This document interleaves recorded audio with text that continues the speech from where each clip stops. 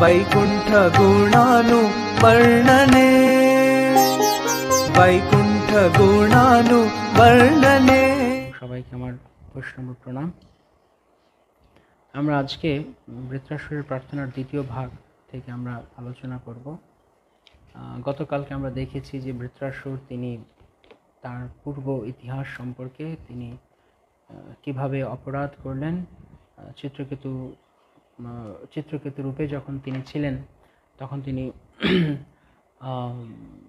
মাতা পার্বতী এবং মহাদেব যখন তারা বসেছিলেন তখন মাতা পার্বতীর সমক্ষে তিনি ভগবান শিবকে নিন্দা করলেন এবং তার সমালোচনা করার কারণে তখন পার্বতী দেবী তিনি কীভাবে চিত্রকেতু মহারাজকে অভিশাপ দিলেন। কিন্তু আমরা এও আলোচনা করেছি যে কিন্তু চিত্রকেতু মহারাজ যথেষ্ট ক্ষমতা থাকা সত্ত্বেও তিনি তার প্রতি অভিশাপ তিনি করলেন না এবং এর দ্বারা তিনি যথার্থ বৈষ্ণবতা প্রদর্শন করলেন এবং ভগবান শিব পার্বতী দেবীকে চিত্রকেতু মহারাজের মহিমার কথা তিনি বললেন। তো সেখান থেকে আমরা আলোচনা করছিলাম যে ভক্ত কিভাবে জীবনের সমস্ত অবস্থাকে ভগবানের প্রতি উন্মুখ হওয়ার, ভগবত উন্মুখ হওয়ার বা ভগবানের ইচ্ছা বলে তিনি মেনে নেন। তিনি তার কোনো অবস্থার জন্যই তিনি কখনো কোনো সময়ে কোনোভাবে ঘুণাক্ষরে তিনি ভগবানকে কখনো দোষ করেন না বা কোনো পরিস্থিতিকে, কোনো ব্যক্তিকে তিনি কখনো তার কর্মফলের বাহককে তিনি কখনো দোষী সাব্যস্ত করেন না। তো এর প্রেক্ষিতে আমরা আলোচনা করছিলাম যে ভক্ত যখন শরণাগত থাকেন তখন তিনি বিশদভাবে আমরা তত্ত্বে অনুকম্পাং সুষমিক সমান এই শ্লোকের আলোচনা করছিলাম। যে কারা কারা গতকালকে ক্লাসে ছিলেন, কার কার মনে আছে, আমরা 4টে পয়েন্ট আলোচনা করছিলাম তত্ত্বে অনুকম্পাং শ্লোক থেকে, যে কিভাবে ভক্ত জীবনের দুঃখ কষ্টগুলোকে কি মনে করে মেনে নেন, কোন দর্শনের ভিত্তিতে তা গ্রহণ করেন এবং তার কার্যক্রম কীরকম হয়। কারো মনে আছে 4টে পয়েন্ট? তাহলে শেয়ার করুন, আমরা দেখব, আমি দেখব কার কার মনে রয়েছে। প্রশ্ন প্রশ্ন প্রশ্ন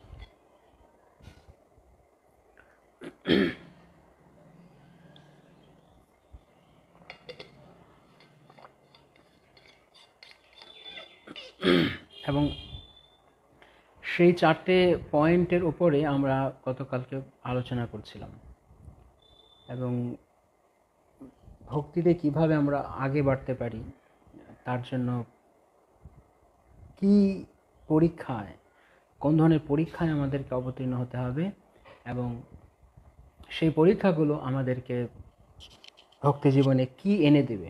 যত পরীক্ষা দেওয়া হবে তত কি আসবে। কারো মনে আছে গতকালকে আমরা আলোচনা করছিলাম কৃপা, ধৈর্য, কর্মফল, সেবা। Good, very good. Subhash Sarkar প্রভু, অমিত অধিকারী প্রভু, ভগবানের কৃপা বলে গ্রহণ করতে হবে এবং 4টে জিনিস আমরা আলোচনা করছিলাম। ভগবানের প্রথমত জীবনের যে কোনো পরিস্থিতিকে, এমনকি বিশেষ করে দুঃখ কষ্টকে, কারণ সুখকে তো আমরা ভগবানের আশীর্বাদ এমনিতেই মনে করি, তার আলাদা করে বলার দরকার নেই। যখন দুর্দশাময় পরিস্থিতি উপস্থিত হয় তখন ভক্ত তিনি তাকে ভগবানের অনুকম্পা, ভগবানের কৃপা বলে গ্রহণ করেন। নাম্বার 2, তিনি অত্যন্ত ধৈর্য সহকারে ভগবানের কৃপার প্রতীক্ষা করেন এবং কি মনোভাবে তিনি দুঃখ কষ্টগুলোকে সহ্য করেন তার জীবনের। অনেকেই কারেক্ট অ্যান্সার দিচ্ছেন, পঙ্কজ সরকার প্রভু, সৌরভ শেখ প্রভু, তপ্ত কাঞ্চন নিত্যানন্দ প্রভু, ব্রজেন্দ্র গোপাল প্রভু, সমালোচিত মাতাজি। Yes, correct. ভগবানের অনুকম্পা, অত্যন্ত ধৈর্য সহকারে তিনি তা গ্রহণ করেন এবং কিসের ভিত্তিতে? এই আত্মকৃত বিপাকম, আমার পূর্বজন্মের কর্মফল। ওকে, এবং তারপরে তিনি কি করেন? আমরা দুটো জিনিস আলোচনা করছিলাম, মনে আছে? একটা হচ্ছে হৃদয়ের ভাব, আভ্যন্তরীণ মনোভাব, আর একটা হচ্ছে বাইরের আচরণ। দুটোই একসঙ্গে থাকতে হবে ধৈর্য ধারণ করার সময়। শুধু বাইরে ইন্দ্র সংযম করে নিলাম, ধৈর্য ধারণ করলাম কৃত্রিমভাবে, ভেতরে মনোভাব ঠিক করলাম না, তা হবে না। আবার ভেতরে মনোভাব হয়তো হয়তো মেনে নিলাম, কিন্তু বাইরে আচরণ করলাম না, হবে না। অনুকম্পা, ধৈর্য, তারপর হচ্ছে নিজকৃত কর্মফল, এবং চতুর্থত হচ্ছে কায় মনোবাক্যে ভগবানের প্রতি সেবায় যুক্ত থাকা। এই 4টে উপাদান যখন থাকবে, তখন আমরা ভগবানের কৃপাকে, যে কোনো জীবনে যে কোনো দুর্দশাকে যখন আমরা এই 4টে মনোভাবে, এই 4টে পন্থার মধ্য দিয়ে আমরা পালন করব, তার ফলে আমরা কি পাবো? পুরস্কার কি? উত্তরাধিকার। কি উত্তরাধিকার? জীবেত ইয়ো মুক্তিপদে সদায় ভাব।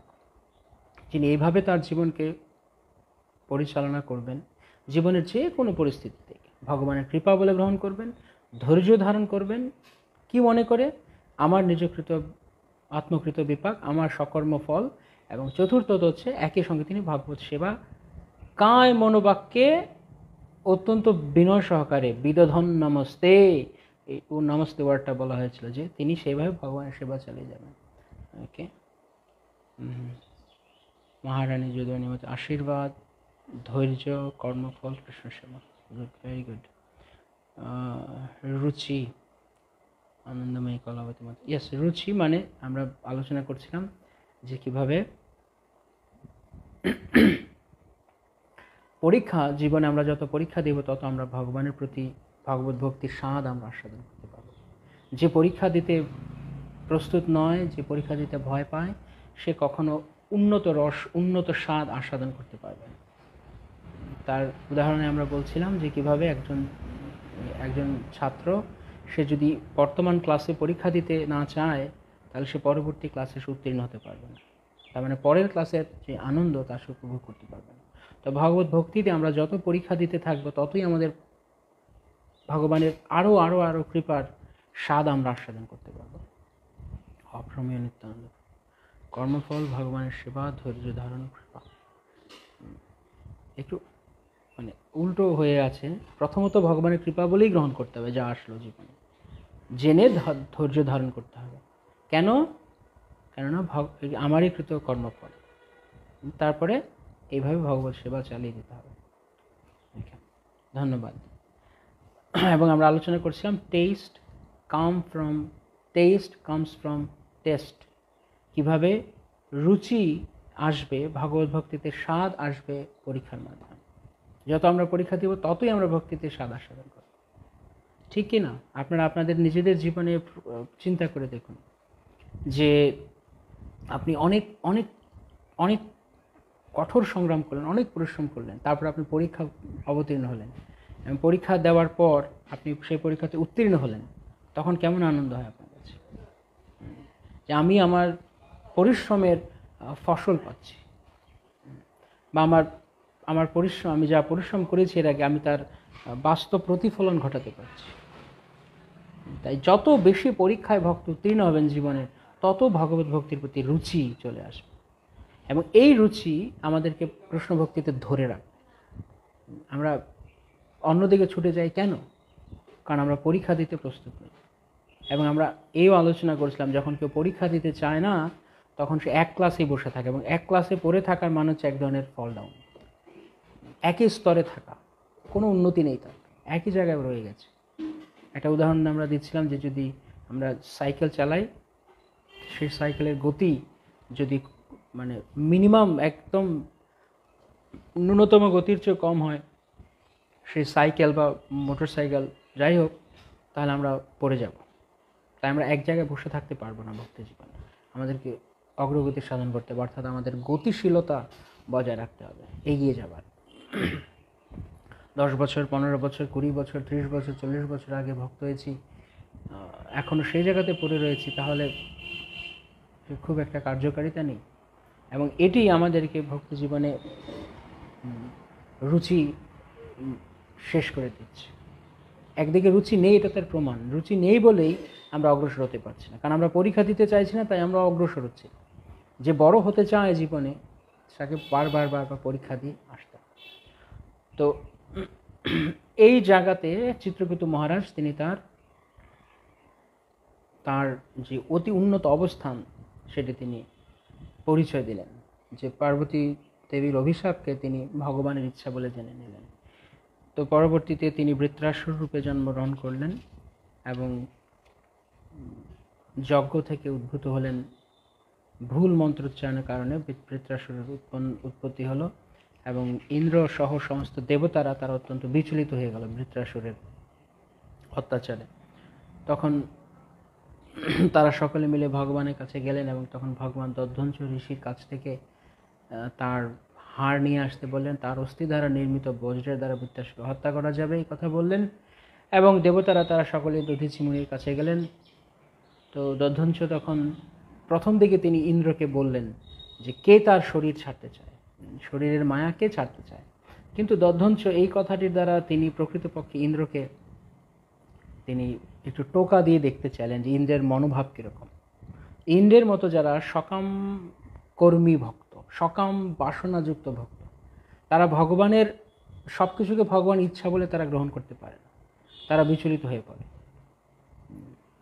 কিন্তু বৃত্রাসুর এরকম ছিলেন না। বৃত্রাসুর ছিলেন কমপ্লিটলি মানে পুরোপুরি উল্টো। বৃত্রাসুর তিনি জানতেন যে এই যে দধ্বঞ্চ ঋষির অস্থি দ্বারা নির্মিত বজ্র তার দ্বারা তার মৃত্যু হবে, এটা জানার পরেও তিনি সম্পূর্ণরূপে নির্বিকার ছিলেন। সে আলোচনাতে আমরা আসব। তো যখন দধ্বঞ্চ প্রথমে এই কথা বললেন ইন্দ্রকে এবং তারপর তিনি বুঝিয়ে দিলেন যে দেহ সবার আকর্ষণীয় হতে পারে, কিন্তু আমি এই দেহকে তোমাদের স্বার্থে আমি দিয়ে দিচ্ছি। কেন শ্রীমদ ভাগবতমে যেমন বলা হচ্ছে যে শ্রেয় আচরণম সদা প্রাণরী অর্থে ধিয়া বাচা শ্রেয় আচরণ এতাবৎ জন্ম সাফল্যম দেহিনাম ইহ দেহিষু প্রাণের অর্থে ধিয়া বাচা শ্রেয় আচরণম সদা। সর্বদা কায় মৌন বাক্যে প্রাণ অর্থ বুদ্ধি এবং বাক্যের দ্বারা সর্বদা শ্রেয় আচরণ, অন্যের কল্যাণ করতে হয়, ভগবত সেবা এবং অন্যের কল্যাণ। তো দধ্বঞ্চ মুনি তার দেহ ত্যাগ করলেন যোগ বলে এবং সেই অস্থি দ্বারা ইন্দ্র বজ্র নির্মাণ করলো এবং শেষ পূর্ণ উৎসাহ সহকারে সোৎসাহে সে বৃত্রাসুরের সঙ্গে যুদ্ধ করতে এলো। এখন এই যুদ্ধক্ষেত্রে দাঁড়িয়ে বৃত্রাসুর সেই ইন্দ্রকে কিছু চমৎকার কথা বলেছে। তো বৃত্রাসুরের প্রার্থনার 6টি শ্লোকের প্রবেশ করার আগে আমরা শুনি যে বৃত্রাসুর ইন্দ্রকে কি বলছেন। বৃত্রাসুর ইন্দ্রকে বলছেন শ্রীমদ্ ভাগবত 6:11-18 ওম নমো ভগবতে বাসুদেবায়, ওম নমো ভগবতে বাসুদেবায়, ওম নমো ভগবতে বাসুদেবায়। বৃত্রাসুর বললেন, হে বীর ইন্দ্র, এই সংগ্রামে তুমি যদি বজ্রের দ্বারা আমার শিরচ্ছেদ করো এবং আমার সৈন্যদের বিনাশ করো, তাহলে আমি আমার এই দেহ অন্য সমস্ত জীবেদের যেমন শৃগাল এবং শকুনিদের উপহার দিয়ে কর্মবন্ধন থেকে মুক্ত হয়ে নারদ মুনির মতো মহাভাগবতের শ্রীপাদপদ্মের ধূলিকণা লাভ করার সৌভাগ্য অর্জন করব। একটু আমরা কল্পনা করি সেই সিচুয়েশনটা। সেই যুদ্ধক্ষেত্রে নর্মদা নদীর সন্নিকটে, এই নর্মদা আমাদের ভূলোকের নর্মদা না, স্বর্গলোকে।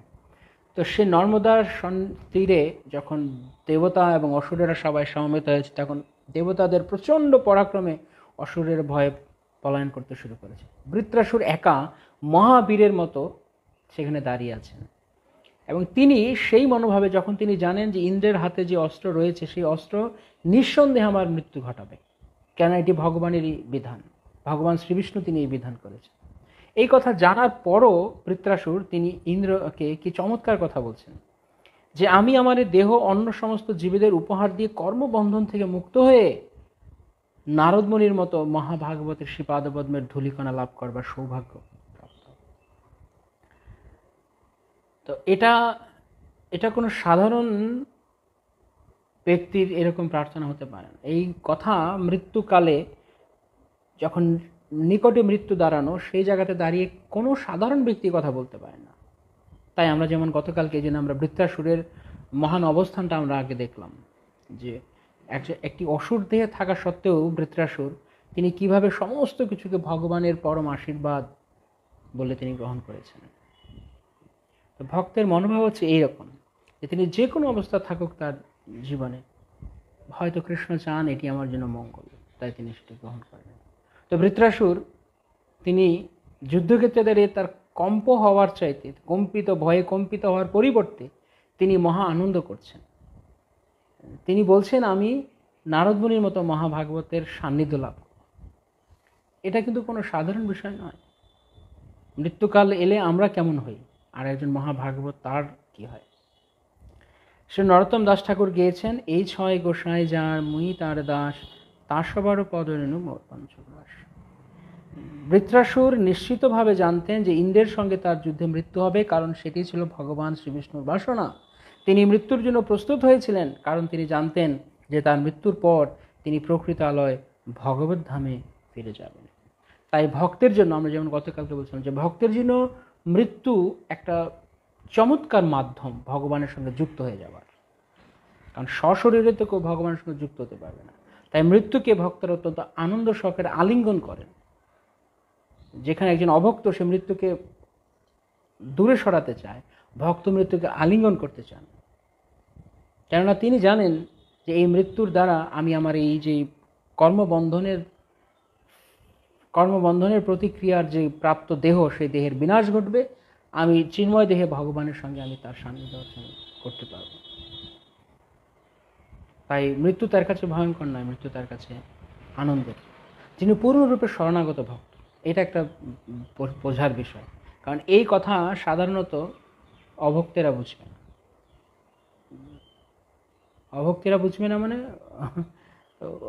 অনেক ভক্তরাও তো বুঝবে না, তাহলে অভক্তেরা বুঝবে না মানে যার ভগবানের প্রতি পূর্ণ শরণাগত এসছে তিনি প্রকৃত ভক্ত, আর বাকিরা মিশ্রা ভক্ত। আমরা গতকালকে বলছিলাম অ্যালয়েড মিশ্রা ভক্ত, কিছু না কিছু মিশ্রিত আছে, তাই তারা এর মর্ম বুঝতে পারবে না। এই সমস্ত মানে অতি উত্তম প্রার্থনা কেবলমাত্র তারা বুঝতে পারবে যারা পূর্ণরূপে ভগবানের ইচ্ছার কাছে নিজেকে সমর্পণ করেছেন। তো তিনি বলছেন যে আমি নারদ মুনির মতো সাধুদের সান্নিধ্য লাভ করব, তাই তিনি আনন্দ পাচ্ছেন এখানে। হে দেবরাজ, আমি তোমার শত্রুরূপের সম্মুখে উপস্থিত থাকা সত্ত্বেও কি জন্য আমার প্রতি তোমার বজ্র নিক্ষেপ করছো না? ইন্দ্রকে বৃত্রাসুর আরো মানে রাগিয়ে দিচ্ছে, আরো কি বলে এটাকে প্রভোগ করছে, আরো প্ররোচিত করছে যে আমাকে মারো, আমাকে মারো। যদিও আমার প্রতি নিক্ষিপ্ত তোমার গদা কৃপণের কাছে ধন প্রার্থনা করার মতো নিষ্ফল হয়েছে, কিন্তু ওই বজ্র সেভাবে বিফল হবে না, এই বিষয়ে তুমি কোনো সন্দেহ করো না। বৃত্রাসুর, শিল প্রভুপাদ তাৎপর্য পয়েন্ট আউট করছেন যে বৃত্রাসুর এবং ইন্দ্রের মধ্যে মনোভাবের পার্থক্য দেখুন। ইন্দ্র সে ভগবানের কাছ থেকে শুনে এলেন যে দধ্বঞ্চ ঋষির অস্থি থেকে বজ্র নির্মাণ করলে সেই বজ্রের দ্বারা বৃত্রাসুরের মৃত্যু হবে। তবু ইন্দ্রের সন্দেহ রয়েছে, কারণ যখন বৃত্রাসুরের প্রবল পরাক্রম দর্শন করে তখন ইন্দ্র ভীত হয়ে গেছে।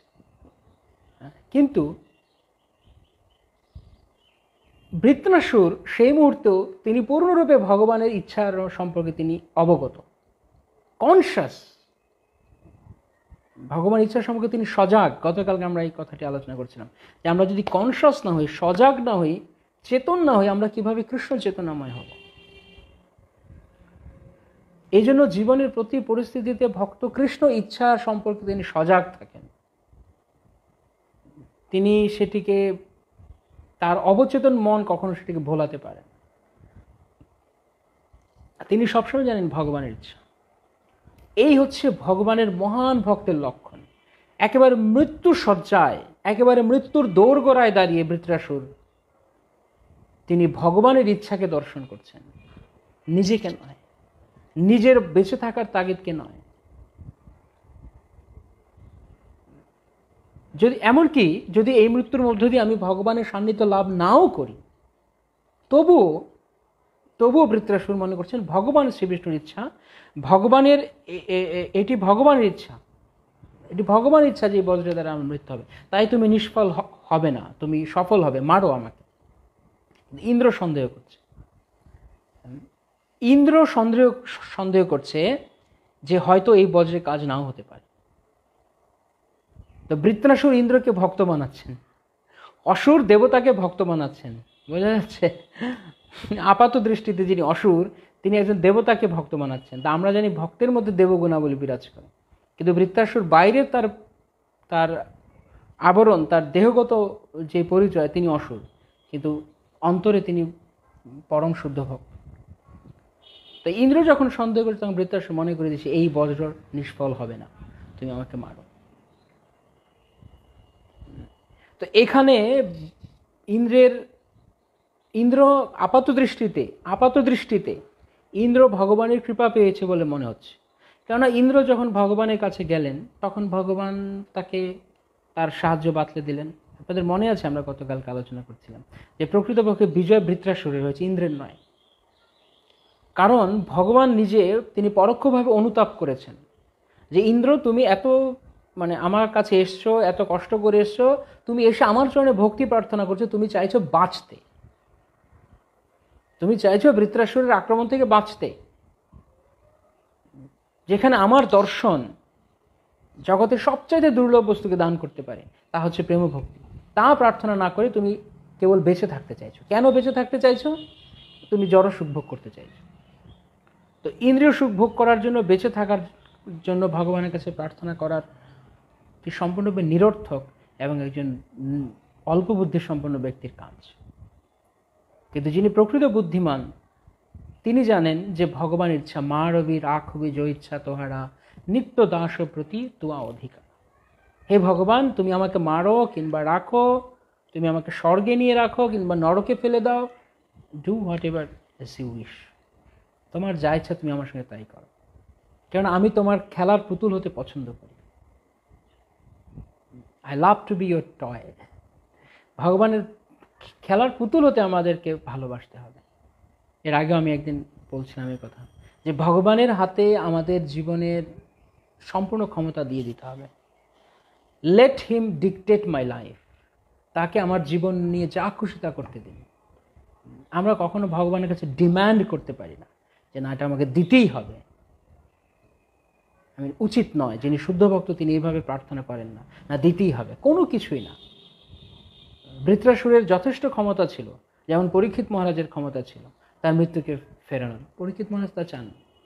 বৃত্রাসুরের ক্ষমতা ছিল, তিনি তা চান। যদি ভগবান চান, ভগবান চাইলে মরে যাব, ভগবান চাইলে বেঁচে থাকব, সবকিছু তোমার ইচ্ছা। এই জীবনে যা কিছু ছিল অর্পিলু তো আপাদের নন্দকিশোর, সমস্ত কিছু তোমাকে অর্পণ করেছি ভগবান। তাই তুমি আমাকে নিয়ে যা করতে চাও, তুমি আমাকে নিয়ে খেলতে চাও, আশ্লিষ্য বা পাদরতাম পিনুষ্ট মা দর্শনাম মহমতাম, এই মনোভাব হচ্ছে প্রকৃত শরণাগতি।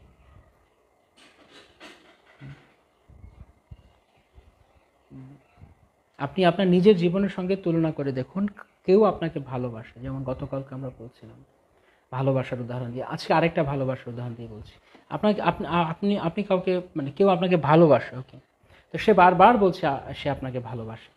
তো যখন আপনি তার সঙ্গে, সে আপনাকে যখন ভালোবাসে এবং আপনার কথায় কথায়, আপনার কিছু না কিছু আচরণে, আপনার সামান্য কিছু অবহেলাকে সে অভিযোগ করে, যে তুমি আমাকে অবহেলা করছো বা এরকম, তখন আপনার কাছে কেমন লাগবে? কেউই অভিযোগ শুনতে পছন্দ করে না, তখন তার কাছে অভিযোগ শুনতে ভালো লাগবে না, অর্থাৎ আপনার কাছে অভিযোগ শুনতে ভালো লাগবে না। হ্যাঁ কি না? ঠিক কি না? কিন্তু যদি এমন কেউ আপনাকে ভালোবাসে যে আপনি যা খুশি আচরণ করছেন সে কিছুই বলছে না, সে পূর্ণরূপে নিজেকে আপনার কাছে শরণাগত করেছে, সারেন্ডার করে দিয়েছে আপনার কাছে, তখন তার প্রতি ভালোবাসাটা কেমন আসবে? কাকে ভালো লাগবে?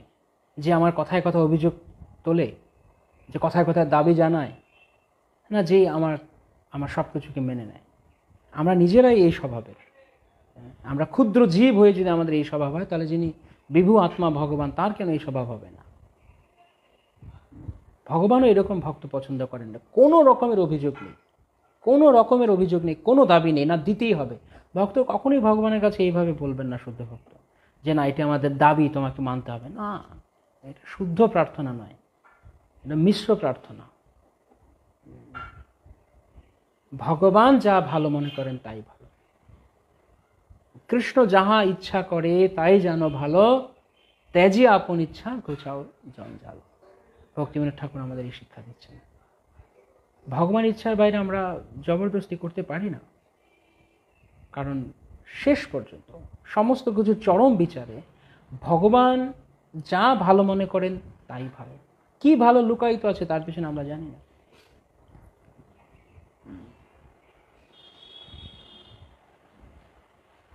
এবং শুধু তাই নয়, ভগবান যা করতে চাইছেন তা করার সম্পূর্ণ অধিকার তার আছে, তার অধিকার রয়েছে করার, কেননা তিনি পরমেশ্বর, তিনি সরাট, যা খুশি তা করতে পারেন। তিনি সম্পূর্ণরূপে এক নায়ক, একমাত্র নায়ক। আমরা এক নায়ক বলতে আমাদের চোখের সামনে মুসোলিনি, হিটলার এদের ছবি ভেসে উঠবে, কিন্তু এরা নয়। এক নায়ক মানে যিনি একাই নায়ক, তিনি যা ইচ্ছা তা করবেন। ভগবান সরাট, তো ভগবান যা ইচ্ছা তাই করবেন। এইভাবে যদি ভক্ত নিজেকে মানিয়ে নেন, ভক্ত নিজেকে সমর্পণ করেন, তাহলে তার চাইতে বড় প্রীতি ভক্তি জীবন আর কিছু হয় না। এবং ভগবানের জন্য সেটি পরম আনন্দের হয় যে ভক্ত আমার কাছে তার ইচ্ছাকে সম্পূর্ণ জলাঞ্জলি দিয়েছে। এবং ওই রকম ভক্তকে ভগবান আরও কাছের করে নেন, আরও আপন করে নেন জীবন অনেক ধরনের পরীক্ষার মধ্যে। যা খুশি তা কৃষ্ণ করবেন। শ্রীমতী রাধারানী বলছেন যে কৃষ্ণ আমাকে ছেড়ে চলে গেছে, আমাকে এত বছরের বিরহ দিচ্ছে, এখন যদি কৃষ্ণ এসে দেখেন আমি তার কাছে নেই, আমি মরে গেছি কৃষ্ণের বিরহে। কৃষ্ণের বিরহ সহ্য করতে না পেরে যে 10 দশা রয়েছে বিরহের, তার শেষ দশা হচ্ছে মৃত্যু। চিন্তা থেকে শুরু হয় মৃত্যু পর্যন্ত। এই 10 দশার নবম দশায় মূর্ছা, নবম দশায় এসে শ্রীমতী রাধারানী উপস্থিত। তিনি দশম দশায় চলে যেতে পারেন, কিন্তু তিনি যাচ্ছেন না। তিনি প্রাণ ধারণ করে আছেন এই কারণে যে ভগবান এসে যদি আমাকে না দেখেন তাহলে তিনি কষ্ট পাবেন। আমার প্রাণবধূ আমার প্রাণেশ্বর এসে যদি আমাকে না দেখে তাহলে উনি কষ্ট পাবে। তাই ওনার কষ্ট না যাতে না হয়, উনি যাতে আনন্দ পান, আমি মরে যাই, আমি মানে কষ্টের পরে কষ্ট পেতে থাকি তার বিরহে। লেট হিম বি হ্যাপি, তিনি সুখী হন, তিনি সুখী হন। তাই জন্য তিনি প্রাণ ধারণ করে আছেন। কল্পনা করা যায় কোন স্তরের শ্রীমতী রাধারানী। তাই জন্য তিনি সর্বকান্তা শিরোমণি শ্রী রাধা ঠাকুরানী, সমস্ত প্রেমিকদের মধ্যে তিনি সর্বশ্রেষ্ঠ প্রেমিকা ভগবান শ্রীকৃষ্ণ। কেননা তিনি নিজের জীবনকে ভগবানের বিরহ সহ্য করা কঠিন হচ্ছে, বেঁচে থাকতে পারছেন না ভগবানের বিরহে। এক মুহূর্তের অদর্শনে তাদের কাছে ত্রুটির যোগায়তে অটতি যদ ভবান অহ্নিকাননম কুটিল কুন্তলম ত্রুটির যোগায়তে তামপশ্যতাম ত্রুটির যোগায়তে। যখন ভগবান তারা গোষ্ঠে যেতেন, গোচারণে যেতেন গোপাল সহানন্দ, তখন মানে কৃষ্ণকে না দর্শন করতে পেরে, তাম অপশ্যতাম তোমাকে না দেখতে পেরে, ত্রুটির যোগায়তে, এক ত্রুটি মানে অত্যন্ত ক্ষুদ্রতম সময়ের একক ত্রুটি, সেই সময় আমাদের কাছে কোটি যুগ বলে মনে হয়। তো এখানে বৃত্রাসুর আমাদেরকে সেই শিক্ষা দিচ্ছেন। তো বৃত্রাসুর কোনো সাধারণ ব্যক্তি ছিলেন না। এই পরিস্থিতিতে ভগবানের কাছে দাঁড়িয়ে, ইন্দ্রের কাছে দাঁড়িয়ে মৃত্যুকে চোখের সামনে দেখতে পেরে বৃত্রাসুর চমৎকার হরিকথা বলছেন, ভাগবত পাঠ করছেন। ভাগবত পাঠ করছেন না, কারণ এই কথা ভাগবত রয়েছে, তাহলে ভাগবত পাঠ করছেন। মৃত্যু নিকটে দেখে উনি ভগবানের প্রতি শরণাগত, উনি হরি কথা বলছেন, ভাগবত পাঠ করছেন। আমরা কোথায় আছি আমাদেরকে চিন্তা করতে হবে। জীবনের কোন পরিস্থিতি আমরা কিভাবে গ্রহণ করছি। কথায় কথায় ব্লেম করা, কথায় কথায় দাবি জানানো ভগবান পছন্দ করেন না। শরণাগতি নয়, শরণাগতি হচ্ছে ভগবান যা করেন করতে দাও। ভগবান আমাকে ভালোবাসেন। কখনো কখনো অনেক সময় এরকম ভাবতে পারে, যদি এমনই হলো তাহলে ভগবান কেন শুধু কষ্টই দিল না, শুধু শুধু মাঝখানে আবার একটু আনন্দ কেন দেয়? ভগবান আনন্দ পান, ভগবান মাঝে মাঝে আনন্দ পান। কৃতদাস বা পোষা পশুর মতো আমরা ভগবানের কাছে আমরা বিকৃত পশুর ন্যায়, বিকৃত পশুকে নিয়ে তার মনিব যা খুশি তা করতে পারে। তো ভগবান অনেকেই বলে যে মাঝে মাঝে আনন্দ দেওয়ার তো দরকার নেই, সবসময় কষ্ট দিক না। না, সবসময় কষ্ট দিলে ভগবান আনন্দ পাবেন না হয়তো। আমি বলছি না যে ভগবান একজন কি বলে, ভগবান ভগবানের প্রকৃতি, ভগবানের স্বভাব হচ্ছে মানুষকে দুঃখ দিয়ে আনন্দ পাওয়া। Is a sadistic person, no, তিনি স্যাডিস্টিক নন, কিন্তু তিনি ভক্ত এভাবে ভগবানকে গ্রহণ করে। প্রকৃতপক্ষে এটি ভক্তের কাছে এটি দুঃখের নয়। আমি যখন মূর্খ, আমার যখন বুদ্ধি অল্প, তখন আমি ভগবানের এই আচরণকে আমি তখন ভুলের মনে করছি। আমি তখন মনে করছি যে ভগবান কেন এরকম করছে, তাহলে ভগবান নিশ্চয়ই কাউকে দুঃখ দিয়ে যারা আনন্দ পায় সেই রকম কিছু। কারণ আমি তো মূর্খ, আমি তো অল্প বুদ্ধি সম্পন্ন। কিন্তু যার সঙ্গে ভগবান এটি করছেন তিনি কিন্তু পরম আনন্দ পাচ্ছেন। কারণ ভগবানের এই বিরহকে তিনি বিরহের মধ্যে আনন্দ রয়েছে, এটি তো অচিন্ত তত্ত্ব। এই জগতে বিরহে কোনো আনন্দ নেই। এই জগতে বিরহ মানে কারোর প্রতি বিরহ মানে তার প্রতি আক্রোশ বৃদ্ধি পাওয়া, পারে তো তাকে গিয়ে মেরে ফেলা অবস্থা। কেন আমাকে বিরহ দিচ্ছে, কেন আমাকে বিচ্ছেদ যন্ত্রণা দিচ্ছে? কিন্তু ভগবানের সাথে ভক্তের এই মনোভাব নয়। ভক্ত যখন বিরহ অনুভব করেন তখন বিরহের মধ্যে দিয়ে ভক্ত এক অভূতপূর্ব স্বাদ আস্বাদন করেন, অতি অদ্ভুত আনন্দ আস্বাদন করেন ভক্ত। তাই আমাদের এই ভক্তি মার্গ, এই যে গৌড়ীয় বৈষ্ণব যে ভক্তি রাজ্য, এই গৌড়ীয় বৈষ্ণব ধারায় সর্বশ্রেষ্ঠ আমরা রূপানুগ গৌড়ীয় বৈষ্ণব। এই রূপানুগ গৌড়ীয় বৈষ্ণব ধারায় সর্বশ্রেষ্ঠ ভক্তির শিখর হচ্ছে বিপ্রলম্ব, বিরহের মধ্য দিয়ে ভগবানকে ভালোবাসা। ভগবান তার ভক্তকে দূরে রাখেন, দূরে রেখে ভক্তকে ভগবানকে আরো বেশি করে ভালোবাসেন। কে না চায় এই জগতে আমাকে কেউ ভালোবাসে, কিন্তু এটা ভুল। এই জগতে কারো কাছ থেকে ভালোবাসা পাওয়ার আশা করা, কিন্তু ভগবানের পক্ষে এটি সঠিক। কেননা জীবাত্মার সঙ্গে ভগবান পরমাত্মার সম্পর্ক। তাই ভগবান আমাদেরকে দূরে রাখেন, আমাদেরকে বিচ্ছেদ দান করেন তাকে আরো বেশি করে ভালোবাসার জন্য। এবং যেহেতু ভগবান আমাকে দূরে রেখে তিনি আনন্দ পাচ্ছেন, ভক্ত ভগবানের আনন্দকে নিজের আনন্দ বলে গ্রহণ করেন। এবং যেহেতু তিনি ভগবানের আনন্দকে নিজের আনন্দ বলে তিনি নিয়েছেন, তাই তার কাছে ওই বিরহ তার কাছে আনন্দময়। কেননা তিনি এই বিরহের মধ্যে দিয়ে জানেন ভগবান আনন্দ পাচ্ছে। ও কৃষ্ণ, তুমি আনন্দ পাচ্ছ? Oh I am so happy, I am so much happy Krishna, আমি অত্যন্ত খুশি যে তুমি আনন্দ পাচ্ছ। বোঝা যাচ্ছে? এটি শুনে অনেক কঠিন মনে হতে পারে, অনেক উন্নত, নিঃসন্দেহ সর্বোচ্চ স্তর, কিন্তু যদি শরণাগতি বুঝতে হয় আমাদেরকে এই জায়গাতে আসতে হবে। নচেত, যেমন গতকালকে একজন প্রশ্ন করছিলেন, আমি স্লিপ করে গেছি, প্রশ্নটা খেয়াল করতে পারিনি। যে অনেক সময় আমরা চাই ভগবানের কাছে, মুখে একটা বলছি, ভেতরে অন্য মনোভাব। উনি খুব সরলভাবে, আমি জানি না উনি আজকে ক্লাসে আছেন কিনা, সরলভাবে উনি সেটি গ্রহণ করে নেন ভগবানের ইচ্ছা।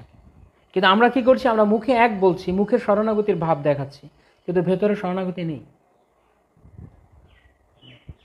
ভেতরে শরণাগতি নেই।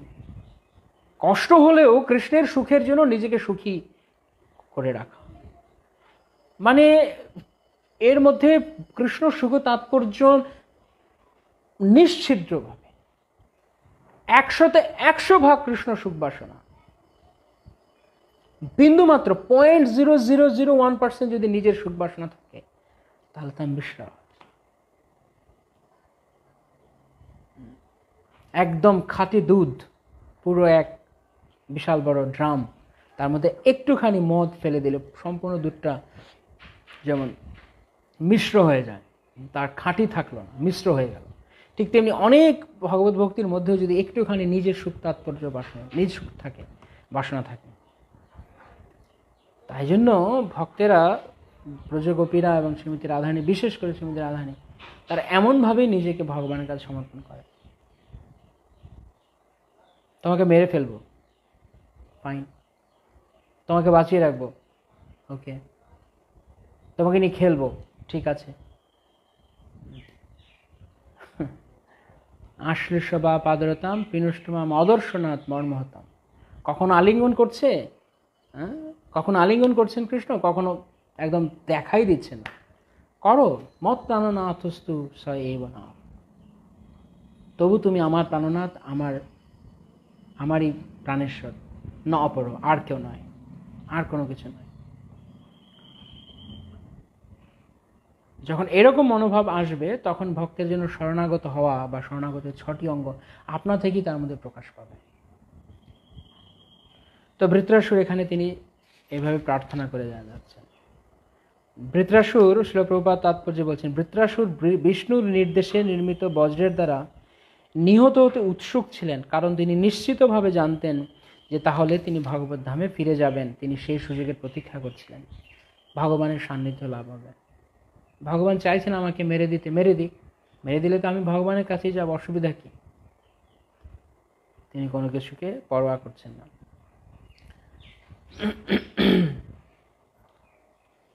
শ্লোক 21-এ বলা আছে, তোমার বজ্রের প্রভাবে আমি সংসার বন্ধন থেকে মুক্ত হব এবং এই দেহ ও জড় বাসনা সমন্বিত এই জগৎ ত্যাগ করব। তাই ভগবান শঙ্কর্ষণের শ্রীপাদপদ্মে আমার চিত্ত স্থির করে আমি নারদমুনি আদি মহান ঋষিদের গতি লাভ করব, যে কথা ভগবান শঙ্কর্ষণ স্বয়ং বলেছেন। আমি সংসার বন্ধন থেকে মুক্ত হব তুমি যদি আমাকে এখন মেরে দাও। এখানে মনে হচ্ছে আপাত দৃষ্টিতে মেরে দিচ্ছে, বৃত্রাসুরকে মেরে দিবেন ইন্দ্র, কিন্তু বৃত্রাসুর জানছেন যে আমাকে ভগবান রক্ষা করলেন। বোঝা যাচ্ছে বৃত্রাসুরের মহান অবস্থান। ইন্দ্র মেরে দিচ্ছে, বৃত্রাসুর মনে করছে আমাকে ভগবান বাঁচাচ্ছে, রক্ষা করছে। অবশ্য রক্ষিবে কৃষ্ণ বিশ্বাস পালন। এই কথার অর্থ কি? অবশ্য রক্ষিবে কৃষ্ণ বিশ্বাস পালনের মানে কি? ভগবান সবসময় তার ভক্তের দেহকে বাঁচাবেন এরকম কোনো কথা ভগবান বলেননি। আমার ভক্তের কখনো বিনাশ হয় না, অর্থাৎ আমার ভক্ত কখনো চ্যুত হয় না, আমার ভক্তি দেখে সে কখনো চ্যুত হয় না, সেটা আমি দেখব। ভগবান চাইলে তার ভক্তের দেহকে রক্ষা করতে পারেন, ভগবান না চাইলে নাও করতে পারেন। It's completely up to him. কিন্তু এই যে কন্তীয় প্রতি জানি নমে ভক্ত প্রাণস্বতী, এর মানে কিন্তু এই নয় যে ভগবান ভক্তের দেহকে সর্বদা রক্ষা করবেন, তাহলে তো এই পৃথিবীতে ভক্তরা কেউ মরতো না। আর এই কারণে এই লোভে হলো অন্তত সবাই ভক্ত হয়ে যেত, যে না ভক্ত হলে মরবো না, কিন্তু তা তো নয়। সে ভক্ত হোক অভক্ত হোক, মৃত্যু সবাইকে স্পর্শ করবে, মৃত্যুর শীতলে স্পর্শ সবাইকেই পেতে হবে। কিন্তু ভক্তের কাছে তিনি জানেন যে এই মৃত্যু মানে ভগবান আমাকে রক্ষা করলেন। যেমন এখানে তিনি বলছেন, আমি সংসার বন্ধন থেকে মুক্ত হব এবং জড়জগৎ ত্যাগ করব। তাই মনে হচ্ছে ইন্দ্র বৃত্রাসুরকে মেরে ফেলছে, আর বৃত্রাসুর মনে করছে ভগবান আমাকে বাঁচালেন, ভগবান আমাকে রক্ষা করলেন। তাই অবশ্য রক্ষিবে কৃষ্ণ বিশ্বাস পালন আমরা এই শ্লোকে দেখতে পাচ্ছি। শরণাগতির একটি অবশ্য রক্ষিবে কৃষ্ণ বিশ্বাস পালন। তিনি নিশ্চিতভাবে জানেন যে এই মৃত্যু আমাকে ভগবান আমাকে রক্ষা করলেন। তাই ভক্ত জীবনের যে কোনো অবস্থাতেই তিনি মনে করেন যে ভগবান যা করেছেন ভালো করেছেন, হয়তো এটাই তার জন্য আমাকে রক্ষা করা মানে তিনি আমাকে রক্ষা করলেন। বৃত্রাসুর ইন্দ্রের সঙ্গে কথোপকথন করে ইন্দ্রকে বোঝাতে চাইছেন যে তুমি তোমার নিজের দেহকে বাঁচানোর জন্য, তোমার প্রাণের ভয়ে তুমি ভগবানের কাছে গেছো, গিয়ে তার কাছ থেকে তুমি দধ্বঞ্চের কাছে গেছো, দধ্বঞ্চ বা দধিচি মুনির কাছ থেকে তুমি বজ্র নিয়ে এসো আমাকে মারার জন্য। তুমি মনে করছো এইভাবে তুমি তোমার মৃত্যুকে ফেরাতে পারবে, তুমি তো পারবে না। তুমি বরং ভগবানের কাছে গিয়েছিলে, সেখানে গিয়ে তুমি ভগবত ভক্তি প্রার্থনা না করে তুমি ঠকে গেছো। বরং কৃষ্ণ এখন আমাকে রক্ষা করছেন, যে আমি তোমার মতো এরকম ভুলভাল বাসনা আমি ভগবানের কাছে করিনি, যে ভগবান আমাকে রক্ষা করো, এটি ভুল বাসনা। তাই আমাকে ভগবান বলছেন অবশ্য তিনি ভক্তকে রক্ষা করবেন। অবশ্য রক্ষিবে কৃষ্ণ বিশ্বাস পালন, মানে কৃষ্ণ তার ভক্তকে রক্ষা করবেন, তার ভক্ত যেন শুদ্ধ ভক্তি থেকে দূরে সরে না যায় সেটি তিনি দেখবেন। যার সদিচ্ছা রয়েছে, এ কথা মনে রাখতে হবে, যার সদিচ্ছা রয়েছে। যার সদিচ্ছা নেই তাকে নিয়ে ভগবানের কোনো কেয়ার নেই, কারণ যে নিজে ইচ্ছা করে না ভগবান কেন তাকে জোর করবেন? প্রত্যেকটা আত্মা স্বাধীন এবং স্বতন্ত্র। তাই জন্য ইন্দ্র বৃত্রাসুর ভাবছেন আমাকে ভগবান রক্ষা করলেন। তাই এর মধ্য দিয়ে আমরা কিন্তু মনে করছি যে অবশ্য রক্ষিবে কৃষ্ণ বিশ্বাস পালন মানে হায় হায় হায়, কই বৃত্রাসুর তো মরে গেল, বৃত্রাসুরের অপযশ হলো, বৃত্রাসুর তার দেহ ত্যাগ হলো, শেষ পর্যন্ত এত চেষ্টা করে বাঁচতে পারল না, সে ব্যর্থ ব্যর্থ ব্যর্থ ব্যর্থ। কৃষ্ণ কোথায় তার ভক্তকে রক্ষা করলেন? আমরা এরকম ভাবছি, কিন্তু কৃষ্ণ তার ভক্তকে রক্ষা করলেন। ইন্দ্র ইন্দ্র ভগবানের শুদ্ধ ভক্ত নয় বলে ভগবান তাকে রক্ষা করলেন না, ভগবান বৃত্রাসুরকেই রক্ষা করলেন। ইন্দ্র হারলো, ইন্দ্র হেরে গেল, ইন্দ্র মনে মনে মন কলা খাচ্ছে আমি জিতে গেলাম, কিন্তু বৃত্রাসুর প্রকৃতপক্ষে জয়ী হয়েছেন, কেননা তিনি ভগবান তাকে রক্ষা করলেন। অর্থাৎ জড় বাসনারূপ এই জগতের ধর্ম অর্থ কাম ও মোক্ষ রূপ, ইভেন মোক্ষ এরপরের আলোচনাতে আসবে, ইভেন মোক্ষ ভগবানকে না চেয়ে এমনকি মোক্ষ বাসনাও ভক্ত চান না, ভগবান যদি না থাকেন। তাই ইন্দ্র প্রকৃতপক্ষে ইন্দ্রকে ভগবান রক্ষা করলেন না। ইন এ সেন্স, কেন ইন্দ্র রক্ষা হতে চায়নি, ইন্দ্র শরণাগত হয়নি, ইন্দ্র 100% সারেন্ডার করেন। ইন্দ্র চেয়েছে আমাকে বাঁচাও, ইন্দ্র গিয়ে বলছে আমাকে বাঁচান, হে প্রভু আমাকে বাঁচান। বৃত্তাসুর তো গিয়ে বলতে পারতেন আমাকে বাঁচান, বরং বৃত্তাসুর, ইন্দ্রের চেয়ে বৃত্তাসুর ভগবানের অধিক প্রিয়, কারণ ইন্দ্র বা স্বর্গের দেবতারা তারা স্বাভাবিকভাবে কর্মমিশ্রা ভক্ত, কিন্তু বৃত্তাসুর তো তা নন। বৃত্তাসুর ভগবানের শুদ্ধ ভক্ত, 100% পিওর ডিভোটি, 100%। তার প্রমাণ হচ্ছে যখন ইন্দ্র গেলেন ভগবানের কাছে, বৃত্তাসুর গেলেন না। এর আগে একবার বৃত্তাসুর যখন পার্বতী মা অভিশাপ দিলেন, তখন বৃত্তাসুর তার কোনো প্রতিবাদ করলেন না, সেখানে তিনি শরণাগতির প্রমাণ দিলেন। আবার এখানেও তিনি অবশ্য রক্ষিবে কৃষ্ণ বিশ্বাস করেন যে এই মৃত্যুর মধ্য দিয়ে আমি আসলে ভগবানের কাছেই চলে যাব। তাই ভগবান আমাকে রক্ষা করলেন। তোমার মতো জড় বাসনায় আমাকে লিপ্ত হতে না দিয়ে, আমাকে জড় বিষয়বস্তু চাইতে না দিয়ে, আমাকে নিজের প্রাণ ভিক্ষা করতে না দিয়ে ভগবান আসলে আমাকে রক্ষা করলেন। তাই this is the proper understanding of অবশ্য রক্ষিবে কৃষ্ণ বিশ্বাস করা। কৃষ্ণ যে আমাদের সত্যিকারতে রক্ষা করবেন, এটাই হচ্ছে তার প্রকৃত উপলব্ধি। অবশ্য রক্ষিবে কৃষ্ণ বিশ্বাস করা এই না যে আমার শরীরে কিছু হবে না, এই শরীর তো যাবেই, যে কেউ হোক না কেন, চিৎ জগৎ ব্যতীত যে কোনো জায়গায় ব্রহ্ম ভুবনাল্লোকা, এই দেহ নিপাত হবেই, সে যেই হোক না কেন, সে যেই হোক না কেন। ভগবানের শুদ্ধ ভক্ত হলেও তার দেহ একদিন শেষ হয়ে যাবে, কারণ এটা এই জগতের নিয়ম। আর ভক্ত এই জগতের নিয়মকে কখনো অবহেলা করেন না, কখনো উপেক্ষা করেন না, কখনো বুড়ো আঙ্গুল দেখান না। যেমন প্রভুপাদ যখন পাশ্চাত্যে প্রচার করছেন, তখন অনেক শিষ্যরা তাকে বলেন, প্রভুপাদ আপনি তো ভগবানের অনেক প্রিয়, আপনি আমাদের জন্য একটু প্রার্থনা করেন, আপনি আমাদের কাছে থাকেন। প্রভুপাদ তখন বললেন যে আসন্ন বিক্লেশ দাস দেহ, এই দেহের স্বভাব ভক্ত আর শুদ্ধ ভক্ত এবং সাধারণ জীবের সঙ্গে পার্থক্য কি? একজন শুদ্ধ ভক্তের আমি এই জগতের বন্ধনে আবদ্ধ হতে, এই জগতের জন্ম মৃত্যু চক্রে পড়ে থাকতে আমি বাধ্য, আমি এই জগতের জন্ম মৃত্যুকে গ্রহণ করতে আমি বাধ্য। কিন্তু ভক্ত এই জগতে জন্ম করতে বাধ্য নন, তিনি রেসপেক্ট করেন জগতের নিয়মকে।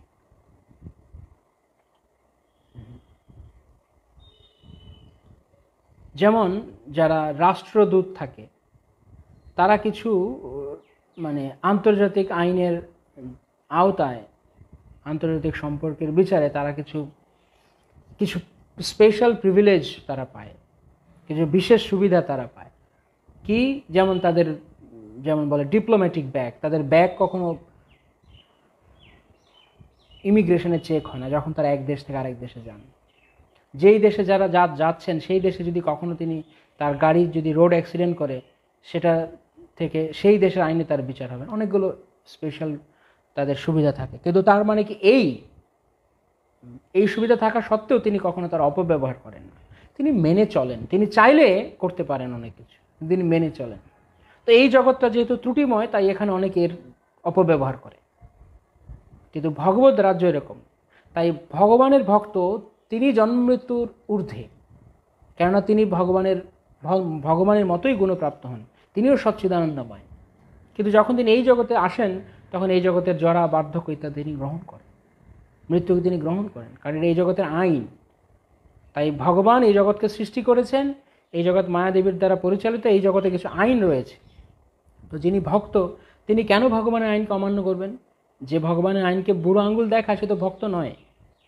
তিনি হতে পারেন তিনি চিন্ময় জগৎ থেকে এসেছেন আমাদের কাছে, কিন্তু তিনি তো এই জগতের আইনকে মেনে চলবেন, কারণ এই জগতের আইনটিও ভগবানের দ্বারা নির্ধারিত চরমে।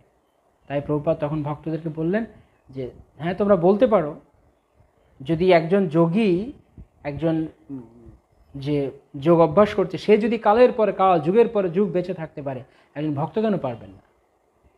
শত শত বছর ধরে তিনি বেঁচে থাকতে পারেন। কিন্তু ভক্তের মনোভাব এরকম নয়। ভক্ত এই জগতের আইনকে সম্মান করেন, তাই জন্য তিনি বার্ধক্যকে তারা স্বীকার করেন, আর আমরা গ্রহণ করতে বাধ্য। এই হচ্ছে পার্থক্য।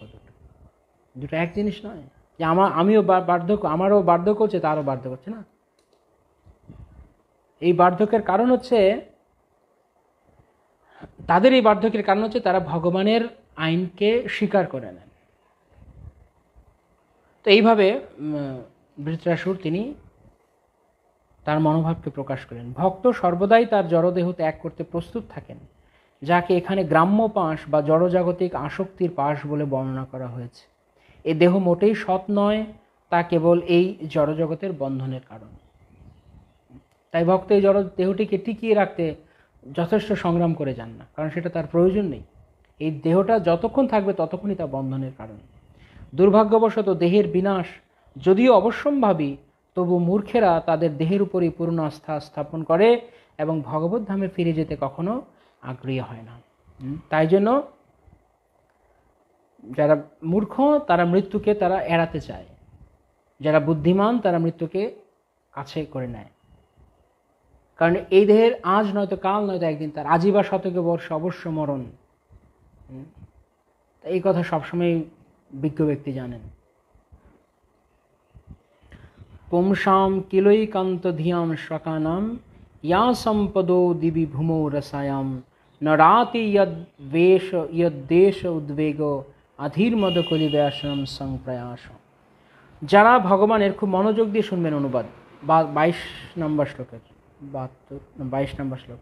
যারা ভগবানের শ্রীপাদপদ্মে সম্পূর্ণরূপে শরণাগত এবং সর্বদা ঐকান্তিকভাবে তার শ্রীপাদপদ্মের চিন্তায় মগ্ন, তাদের ভগবান তার নিজজন বা সেবক রূপে স্বীকার করেন।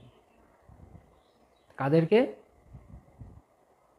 মালা তিলক পড়লেই সব, মালা তিলক পড়লে ঠিক আছে, ভক্তি রাজ্যে প্রবেশ করেছে, কিন্তু ভগবান নিজজন বা একান্ত আপনজন বলে যাদেরকে গ্রহণ করেন, যারা ভগবানের শ্রীপাদপদ্মে সম্পূর্ণরূপে শরণাগত এবং যারা সর্বদা ঐকান্তিকভাবে তাঁর শ্রীপাদপদ্মের চিন্তায় গভীরভাবে মগ্ন, তাদের ভগবান তার নিজজন বা সেবক রূপে স্বীকার করেন। স্বর্গ, মর্ত এবং পাতালে যে সম্পদ রয়েছে তা তিনি তাদের দান করেন না। ভক্তকে ভগবান দেন না। কেমন নিষ্ঠুর ভগবান হলেন! ভগবান কেন দেবেন? ভগবান জানেন এ দিলে আমাকে ভুলে যাবে। কারণ এই ত্রিভুবনের ঐশ্বর্যের ফলে শত্রুতা, উদ্বেগ, মনস্তাপ, গর্ব এবং কলহের সৃষ্টি হয়। তখন সেই সম্পদ বৃদ্ধি করার জন্য এবং সংরক্ষণের জন্য তাকে অধিক প্রয়াস করতে হয়, এবং সেই সম্পদ হারালে তখন তার গভীর দুঃখ হয়। ভগবান কত কৃপাময় এই একটা শ্লোকে বোঝা যায়। এই শ্লোক যদি ভালো করে আমরা বুঝতে পারি, ভালো করে হৃদয় দিয়ে পড়ি, গভীর মনোনিবেশ হবে, তাহলে আমরা বুঝতে পারবো যে স্বর্গ, মর্ত এবং পাতালে যে সম্পদ রয়েছে তা তিনি তার ভক্তদের দান করেন না। কি কারণে? কারণ এই ত্রিভুবনের ঐশ্বর্যের ফলে শত্রুতা, উদ্বেগ, মনস্তাপ, গর্ব এবং কলহের সৃষ্টি হয়। ভগবান কৃপাময়, তিনি চান না তার ভক্তের জীবনে গর্ব আসুক, অনর্থক অহংকার আসুক, উদ্বেগ আসুক। কেননা সম্পদ যখন হবে তখন তার সংরক্ষণের উদ্বেগ চলে আসবে আপনা আপনি। কোনো রকমের মনস্তাপ আসুক, কারণ এই উদ্বেগের ফলে পরবর্তীতে ভক্ত অনুতাপ করবে, হায় রে কী করলাম, এবং শত্রুতা। তাহলে কি হলো? কি মনে হয়, ভক্ত ভগবানকে দিয়ে উপকার করলেন, না দিয়ে উপকার করলেন, না অনুপকার করলেন, ক্ষতি করলেন? কোনটা? কি মনে হয় আপনাদের কাছে? জীবনের শত্রুতা, উদ্বেগ, মনস্তাপ, গর্ব, কলহ থেকে ভক্তকে ভগবান রক্ষা করলেন, তাহলে কি হলো? ভগবানের কৃপা, না ভগবান যে দিলেন না এটা তার নিষ্ঠুরতা? কোনটি মনে হয় আপনাদের কাছে? তখন সেই সম্পদ বৃদ্ধি করার জন্য এবং সংরক্ষণের জন্য তাকে আরো অধিক প্রয়াস করতে হয়, কারণ সম্পদের এটা স্বভাব, আরো চাই। তাই ভক্তকে ভগবান এত ভালোবাসেন এবং সেই সম্পদ হারালে তিনি গভীরভাবে দুঃখ হন। তাই ভগবান চান না ভক্তের লোভ জাগুক, ভক্তের দুঃখ, আকাঙ্ক্ষা এবং শোক। ন শোচতি ন কাঙ্ক্ষতি ব্রহ্মভূত প্রসন্ন। উপকার করলেন সৌরপ্রভু বলছেন। হ্যাঁ, এটা আমাদের বুঝে নিতে হবে, বুঝে নিতে হবে। আমরা মনে মনে হয়তো অন্যরকম ভাবছি, ওপর দিয়ে হয়তো আমি ভাবছি, কিন্তু প্রকৃতপক্ষে যা সত্য তা আমাকে স্বীকার করতেই হবে। তাই ভক্ত যে ভগবান যে ভক্তকে দিলেন না, আসলে ভগবান কিন্তু ভক্তকে কৃপা করলেন। কারণ যদি দিতেন তাহলে এই বন্ধনের মধ্যেই ভক্তকে সবসময় পড়ে থাকতে হতো। হয় আরো লোভ জাগাবে সম্পদ, নয় সম্পদ হারিয়ে গেলে দুঃখ হবে, হয় আকাঙ্ক্ষা হবে নয় অনুশোচনা হবে। তাই ভগবান ভক্তকে আকাঙ্ক্ষাও করতে দেন না, অনুশোচনাও করতে দেন না, তিনি কেবল তাকে ভক্তি করতে দেন। এটি ভগবানের বিশেষ কৃপা। যেমন আমরা গতকালকে বলছিলাম, কারা কারা বলেছিলেন যে আই লাভ ইউ কৃষ্ণ, আমি ভগবানকে ভালোবাসি। আরেকবার বলুন, আমি ভগবানকে অনেক, কৃষ্ণ আমি তোমাকে অনেক ভালোবাসি, অনেক ভালোবাসি, অনেক ভালোবাসি বলেছেন কেউ কালকে ক্লাসের পরে ভগবানের কাছে গিয়ে বা আজকে বলেছেন? প্রতিদিন বলার অভ্যাস করতে হবে ভগবানকে, কৃষ্ণ আমি তোমাকে অনেক ভালোবাসি। যদি নাও বাসি, অন্তত মুখে বলতে বলতে বলতে বলতে কাছে যেতে যেতে যেতে যেতে একদিন ভালোবাসা হয়ে যাবে। কেননা যখন বলবো, কেন আমি আপনাদের মাঝে মাঝে কমেন্ট করতে বলি, লিখতে বলি, আমি যখন বলবো তখন হৃদয়ে আঘাত করবে, হিট করবে যে আমি কি লিখছি, আমি কি বলছি। তাই বলতে হবে, বলতে বলতে বলতে বলতে আমাদের একদিন, আমি যে বলছি আমি তো মন থেকে বলছি না, কেন আমি মন থেকে বলছি না, I am just cheating myself, আমি আমার নিজেকে প্রতারণা করছি। তখন আমাদের মন আমাদেরকে, বিবেক আমাদেরকে নাড়া দেবে, তখন আমরা সিরিয়াসলি, আমরা জেনুইনলি ভগবানকে বলতে শিখবো, I love you Krishna, Krishna আমি তোমাকে অনেক ভালোবাসি, অনেক, আমি তোমার, তুমি আমাকে গ্রহণ করে নাও, কৃষ্ণ তোমার হই যদি বলে একবার, মায়াবন্ধ হইতে কৃষ্ণ তারে করে পার। জগতে তো কত কিছুকে বললাম আই লাভ ইউ, কত মানুষকে, কত বস্তুকে, কত সিচুয়েশনকে, কিন্তু এগুলো সব বাদ দিয়ে এখন কৃষ্ণকে আমরা বলতে শুরু করি, কৃষ্ণ আমি তোমাকে ভালোবাসি, তোমাকে আমি অনেক ভালোবাসি, হৃদয়ের অন্তঃস্থল থেকে আমি তোমাকে ভালোবাসি।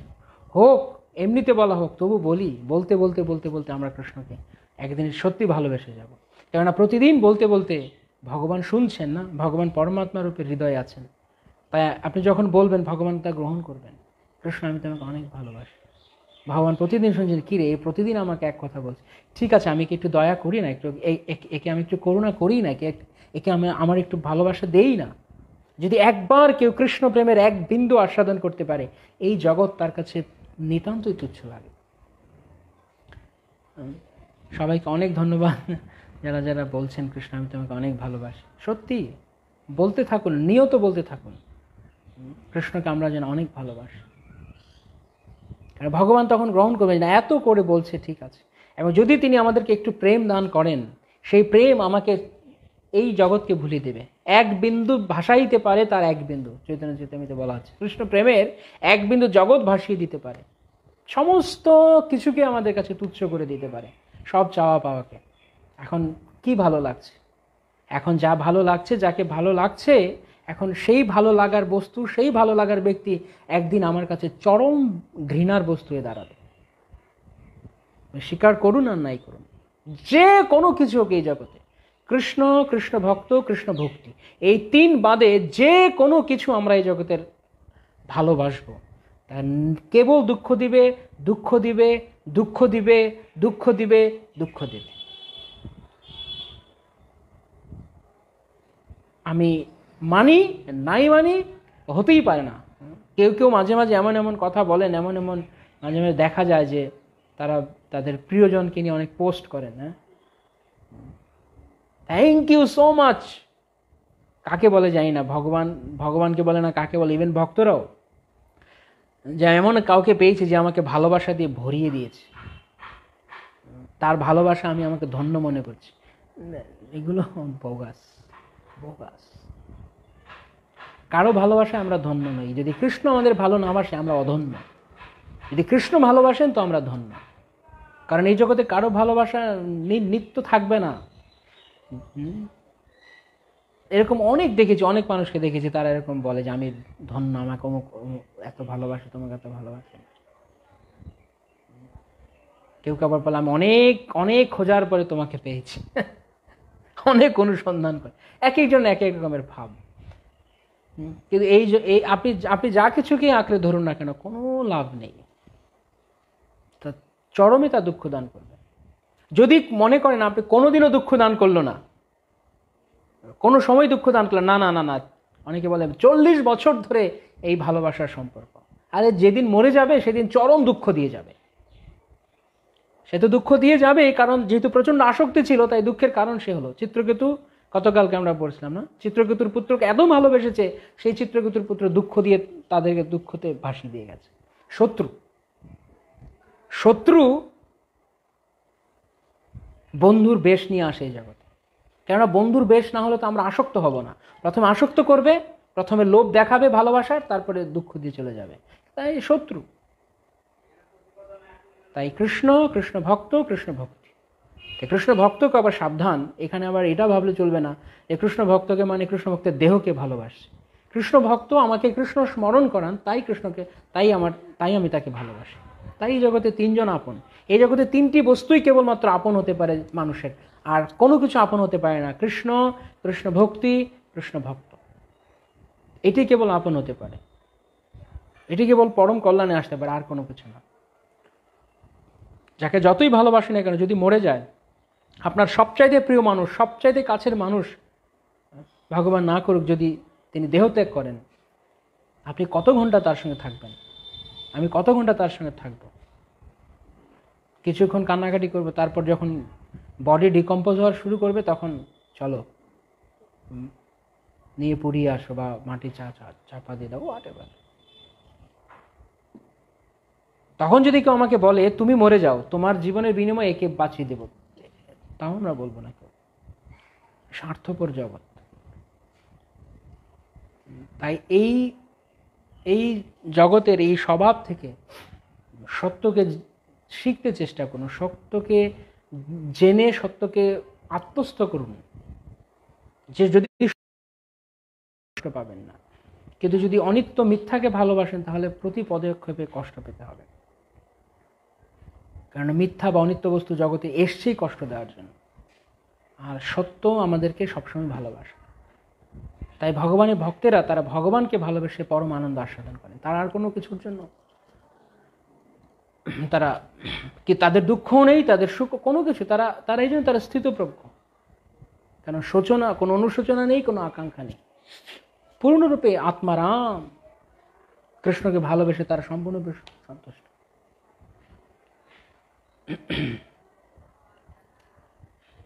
তো বৃত্রাসুর এই কথার দ্বারা কিন্তু খুব চমৎকার একটি শিক্ষা আমাদের জন্য, যে ভগবান তার ভক্তকে এগুলো দেন না, কারণ তিনি দিয়ে ভক্তকে কষ্ট দিতে চান না। ভগবান চান আমার ভক্ত পরম আনন্দে থাকুক, পরম আনন্দে থাকুক।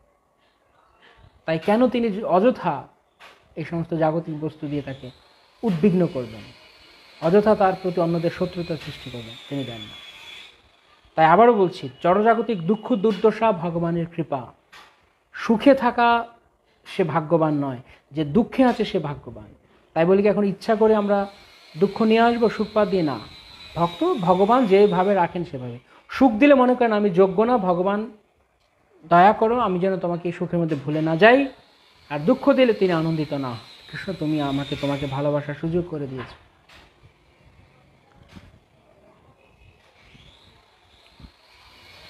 শিল প্রভুপাদ তাৎপর্য বলছেন, ভগবান প্রকৃতপক্ষে বৃত্রাসুরের প্রতি অধিক কৃপা পরবশ ছিলেন, কারণ ইন্দ্রের বজ্রের আঘাতে মৃত্যুর পর বৃত্রাসুর ভগবত ধামে তার কাছে ফিরে আসবেন, কিন্তু বিজয়ী ইন্দ্রকে এই জড়জগতে দুঃখ কষ্ট ভোগ করতে হবে।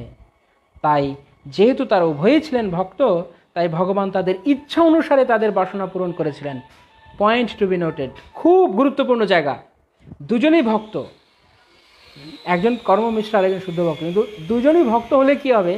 ভগবান ইচ্ছা অনুসারে তাদের বাসনা পূর্ণ করেছেন।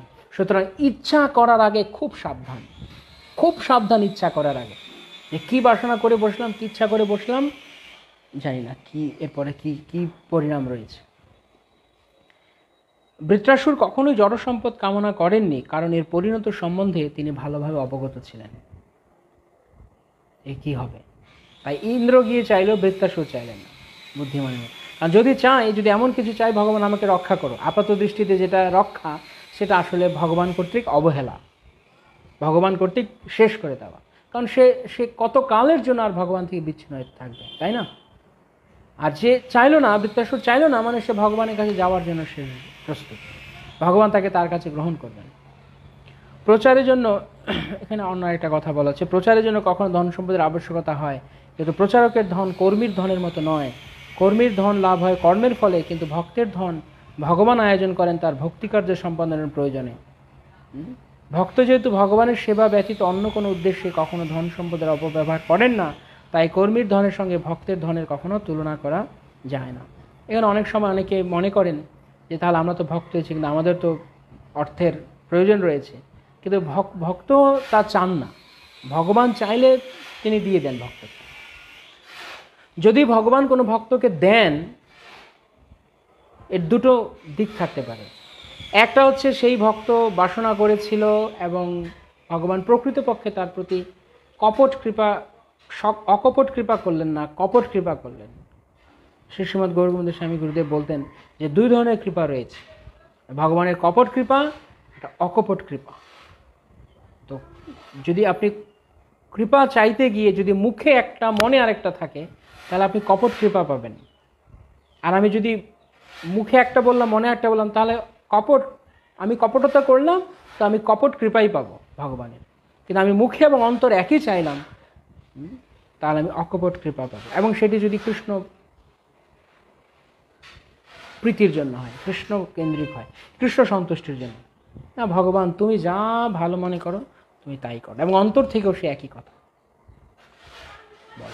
তখন অকপট প্রার্থনা, অকপট কৃপা, কপট প্রার্থনা, কপট কৃপা। যে যথা মাম প্রপদ্যন্তে তামস্তথৈব ভজাম্যহম। ভগবান একদম অবিকল ভাবের বিনিময় করেন।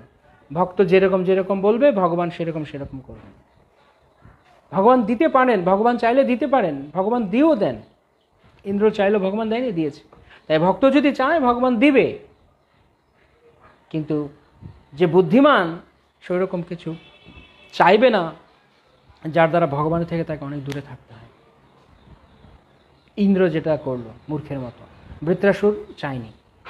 বৃত্রাসুর ওয়েলকাম করছে, তাড়াতাড়ি করো, তাড়াতাড়ি তাড়াতাড়ি করো, আমাকে মেরে দাও, আমি ভগবানের চলে যাই। তো এখানে ধন সম্পদের যখন আবশ্যকতা হয়, যখন সত্যিকার অর্থে প্রয়োজন পড়ে, তখন ভগবান দিয়ে দেন, ভগবান পাঠিয়ে দেন। প্রভুপাদ তার সবচেয়ে বড় দৃষ্টান্ত। প্রভুপাদকে যখন ভক্তরা, প্রভুপাদ বলছেন যে আমি এত বড় মন্দির করবো, এই করবো, এই করবো, তখন ভক্তরা বলছে আমার টাকা পয়সা কোথায় পাবো? প্রভুপাদ বলেন আমরা লক্ষ্মীপতি মাধবের সেবা করি, মাধব নিশ্চয়ই আমাদের টাকা পয়সার ব্যবস্থা করবে। সত্যিকার অর্থে ভগবান দিয়েছেন, কারণ প্রয়োজন ছিল ভগবান দিয়েছেন, যখন প্রয়োজন নেই ভগবান দেবেন। আরেকটা হচ্ছে ভক্ত ম্যাচিওর না হওয়া পর্যন্ত ভগবান ভক্তকে জড়জাগতিক ঐশ্বর্য দান করেন না। যখন ভক্ত জানেন যে এই ঐশ্বর্যকে ভগবানের সেবায় কীভাবে ব্যবহার করতে হয়, তখন ভগবান দেন, তার আগ পর্যন্ত দেবেন না। কারণ দিলে সে অপব্যবহার করবে।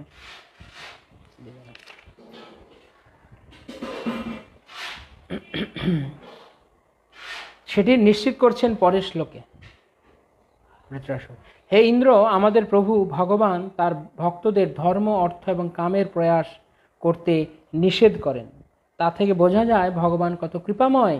এই কৃপা কেবল অনন্য ভক্তদেরই লভ্য, বিষয়াসক্ত ব্যক্তিরা কখনো এই প্রকার কৃপা লাভ করতে পারেন না। তাৎপর্যে প্রভুপাদ বলছেন যে ভক্ত চাইলে দিয়ে দেন ভগবান, কিন্তু যে ইন্দ্রের মতো, যেহেতু সে জড়জগতের বন্ধন থেকে মুক্ত হতে চায়নি, তাই তাকে ভগবান বন্ধনে থাকার মতো আশীর্বাদ করেছেন। হ্যাঁ নিয়ে যাও, তুমি কি চাও? আমি একটা বজ্র চাই। হ্যাঁ নিয়ে নাও, বজ্র যেখান থেকে পাবে আমি ব্যবস্থা করে দিচ্ছি, নাও। বৃত্রাসুর কি চায়? ভগবান আমি আমি আমি আমি যে অপরাধ করেছি মহাদেবের চরণে, তার কারণে আমি ফল ভোগ করছি, আমাকে তুমি তোমার কাছে নিয়ে যাও। ভগবান তাকে নিয়ে গেছেন, যে যা চাইবে ভগবান সেরকম ভাবের বিনিময় করছেন। তো এই যে এখানে বৃত্রাসুর বললেন যে ভক্তকে ভগবান তার ভক্তদের ধর্ম, অর্থ এবং কামের প্রয়াস করতে নিষেধ করেন। এটা হচ্ছে অবশ্য রক্ষিবে কৃষ্ণ বিশ্বাস পালন। কৃষ্ণ রক্ষা করছেন তার ভক্তকে। যা কিছু প্রয়োজন নেই তা কিছু তিনি চাইতে দেন না, তা কিছু তিনি দেনও না, চাইতেও দেন না। এইভাবে ভক্তকে ভগবান কৃপা করছেন, রক্ষা করছেন। শ্লোক 24, 25, 26 এবং 27 বৃত্রাসুর তার প্রার্থনা অর্পণ করছেন ভগবানের উদ্দেশ্যে। অহোম হরে তব পাদৈকমূল দাসানুদাস ভবিতাস্মি ভূয়ঃ মনস্মরিতা সুপতে গুণমস্তে বাক গৃণীত বাক কর্ম করতু কায় নাক পৃষ্ঠম ন চ পারমেষ্ঠম ন সার্বভৌমম ন রসাধিপত্যম ন যোগ সিদ্ধি অপুনর্ভবম বা সমঞ্জসতা বিরহয় কংসে অজাতপক্ষা ইব মাতরম খগঃ স্তন্নম যথা বৎসতরা ক্ষুধার্থা প্রিয়ম প্রিয়েব ভূষিতম বিষণ্ণা মনো অরবিন্দাক্ষ দিদৃক্ষ্যতে তম মম উত্তম শ্লোকো জনেষু সক্ষম সংসার চক্রে ভ্রমত সকর্মভিঃ তন্মায়াত্ম আত্মজাদার গেহসু আসক্ত চিত্তস্য ননাথ ভূয়াৎ। বৃত্রাসুর বলছেন, হে ভগবান, যারা আপনার পাদমূল আশ্রয় করেছেন, আমি কি আবার আপনার সেই দাসদের দাস হতে পারবো? হে প্রাণপতি, আমি যেন পুনরায় তাদের দাস হতে পারি, যাতে আমার মন সর্বদা আপনার দিব্যগুণাবলী স্মরণ করে, আমার বাণী যেন সর্বদা আপনার মহিমা কীর্তন করে এবং আমার দেহ যেন সর্বদা আপনার সেবা কার্য সম্পাদন করে। এই শ্লোকে বৃত্রাসুর তার তার তার দৈন্যভাবকে প্রকাশ করছেন, শরণাগতির একটি অন্যতম অঙ্গ।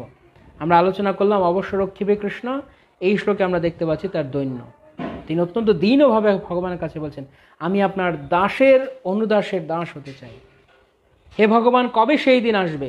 কবে কবে হবে সেই দিন যখন আমি আপনার দাসের দাসানুদাস হব? আমি হয়ে আমি কি করব?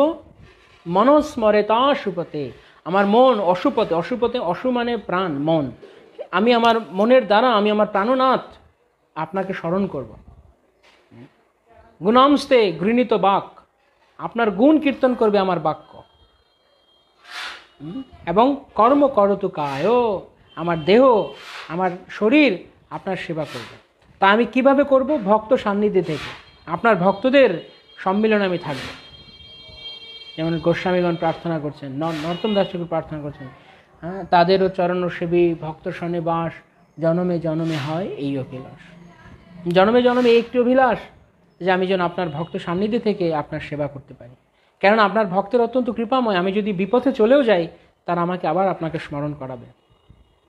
প্রেমী ভক্ত, রসজ্ঞ ভক্তের সঙ্গ এত দুর্লভ যে তারা আমাকে কখনো কৃষ্ণ ভোলাতে দেবেন না, তারা আমাকে বারংবার কৃষ্ণ মনে করাবেন, তাই তারা কৃষ্ণকে স্মরণ করাবেন। তাই জন্য ভক্ত সঙ্গ বাঞ্ছনীয়। এমনকি ভগবানের সঙ্গ, সরাসরি ভগবানের সঙ্গ ভক্ত প্রার্থনা করেন না, তার চেয়ে যতটা বেশি তিনি চান ভক্ত সঙ্গ। কারণ ভক্ত সঙ্গে থাকলে, ভগবানের সঙ্গে থাকলে অপরাধ হলে বা কোনো কিছু হলে, যদি কখনো ভগবানের প্রতি অন্যরকম মানসিকতা আসেও, যেমন আমরা দেখতে পারি চৈতন্য মহাপ্রভুর সঙ্গে ভ্রমণ করা অবস্থাতেও কালাকৃষ্ণ দাসের সাময়িক অধপতন হয়েছে। তিনি প্রলোভনে, ভট্টচারীদের প্রলোভনে তিনি প্রলুব্ধ হয়েছেন ভগবানের সঙ্গে থেকেও। কিন্তু ভক্তরা অত্যন্ত কৃপাময়, ভক্তদের সান্নিধ্যে থাকলে ভক্তরা সবসময় ভগবানকে স্মরণ করেন। তাই তিনি বলছেন, অহম হরে তব পাদৈকমূল দাসানুদাস, আমি কবে আপনার দাসানুদাস হয়ে আপনার ভক্তদের সান্নিধ্যে থেকে, আপনার ভক্ত সান্নিধ্যে থেকে আমি কি করব? আমি কবে পুনরায় ভূয়ঃ, পুনরায় আমি যেমন দাস ছিলাম, দাস আছি, আমি আবার দাস হতে চাই, আপনার দাস হতে চাই। যেমন শ্রীধর প্রার্থনা করছেন, প্রতি জন্মে জন্মে যেন আমি সেই ব্রাহ্মণ আমার প্রভু হোক, যে আমার কাছ থেকে সবসময় কেড়ে নিত কলা, মূলক ইত্যাদি। এই প্রার্থনা তিনি করছেন। তাৎপর্যের প্রথম লাইনে ছিল প্রভুপাদ অত্যন্ত গুরুত্ব সহকারে একটা কথা বলছে। এই শ্লোকটি ভগবত ভক্তির সারমর্ম বর্ণনা করছে। এই শ্লোক সম্পূর্ণ ভগবত ভক্তির সারমর্ম, জিস্ট। এই যে ভক্তি আমরা করছি, ভক্তির সারমর্ম কি? আমরা কি চাই ভগবানের কাছে? আমি আপনার ভক্ত সান্নিধ্যে থেকে, আপনার প্রেমী ভক্তদের সান্নিধ্যে থেকে সর্বদা কায়, মন এবং বাক্য দ্বারা আমি আপনাতেই নিযুক্ত থাকতে চাই। আমি আপনাতেই পূর্ণরূপে নিযুক্ত থাকতে চাই হে ভগবান। এই প্রার্থনা ভক্ত ভগবানের কাছে করেন। এইভাবে তিনি তার দৈন্যকে প্রকাশ করেন। পরবর্তী শ্লোকে 25 নম্বর শ্লোকে তিনি বলছেন, ন নাক পৃষ্ঠম ন চ পারমেষ্ঠম ন সার্বভৌমম ন চ রসাধিপত্যম ন যোগ সিদ্ধির পুনর্ভবম বা সমঞ্জসতা বিরহ্য কাংক্ষে। হে ভগবান, হে সর্ব সৌভাগ্যের উৎস, সামঞ্জস্য মানে সমস্ত সৌভাগ্যের উৎস, আমি আপনার শ্রীপাদপদ্ম ত্যাগ করে ধ্রুবলোক, ব্রহ্মপদ, পৃথিবীর একচ্ছত্র আধিপত্য, অষ্টযোগ সিদ্ধি, এমনকি মোক্ষও লাভ করতে চাই না। যদি আপনার পাদপদ্ম থেকে দূরে থাকতে হয় তাহলে আমি সেরকম মুক্তিও আমি চাই না, সিদ্ধি তো চাই না, ধ্রুবলোক চাই না, ব্রহ্মপদ চাই না, পৃথিবীর আধিপত্য চাই না। ননাক পৃষ্ঠম, আমি স্বর্গলোক চাই না। নচ পারমেষ্ঠম, আমি ব্রহ্মলোক পর্যন্ত চাই না। নচ রসাধিপত্যম ন সার্বভৌম, পৃথিবীর উপরে আমি সার্বভৌমত্ব বিস্তার করতে চাই না, আর আমি আধিপত্য করতে চাই না। ন যোগ সিদ্ধির, আমি যোগ সিদ্ধিও চাই না। অপুনর্ভব, এমনকি আমি মুক্তিও চাই না। যদি আপনার ত্বাম বিরহ্য কাংক্ষে, আপনার বিরহে, আপনার থেকে দূরে থেকে আমি এগুলি কিছু চাই না, আমি আপনার সঙ্গে থাকতে চাই। এই শ্লোকের মধ্য দিয়ে বৃত্রাসুর তাঁর কি বোঝাচ্ছেন, যে এই বস্তুগুলো যদি কৃষ্ণের সঙ্গে সংযুক্ত না হয়, সম্পর্কিত না হয়, তাহলে ভক্ত সেগুলোকে বাদ দেন। প্রতিকূলস্য বর্জনম, যা কিছু ভক্তির প্রতিকূল তা তিনি বর্জন করেন। শরণাগতির একটি অঙ্গ প্রতিকূলস্য বর্জনম।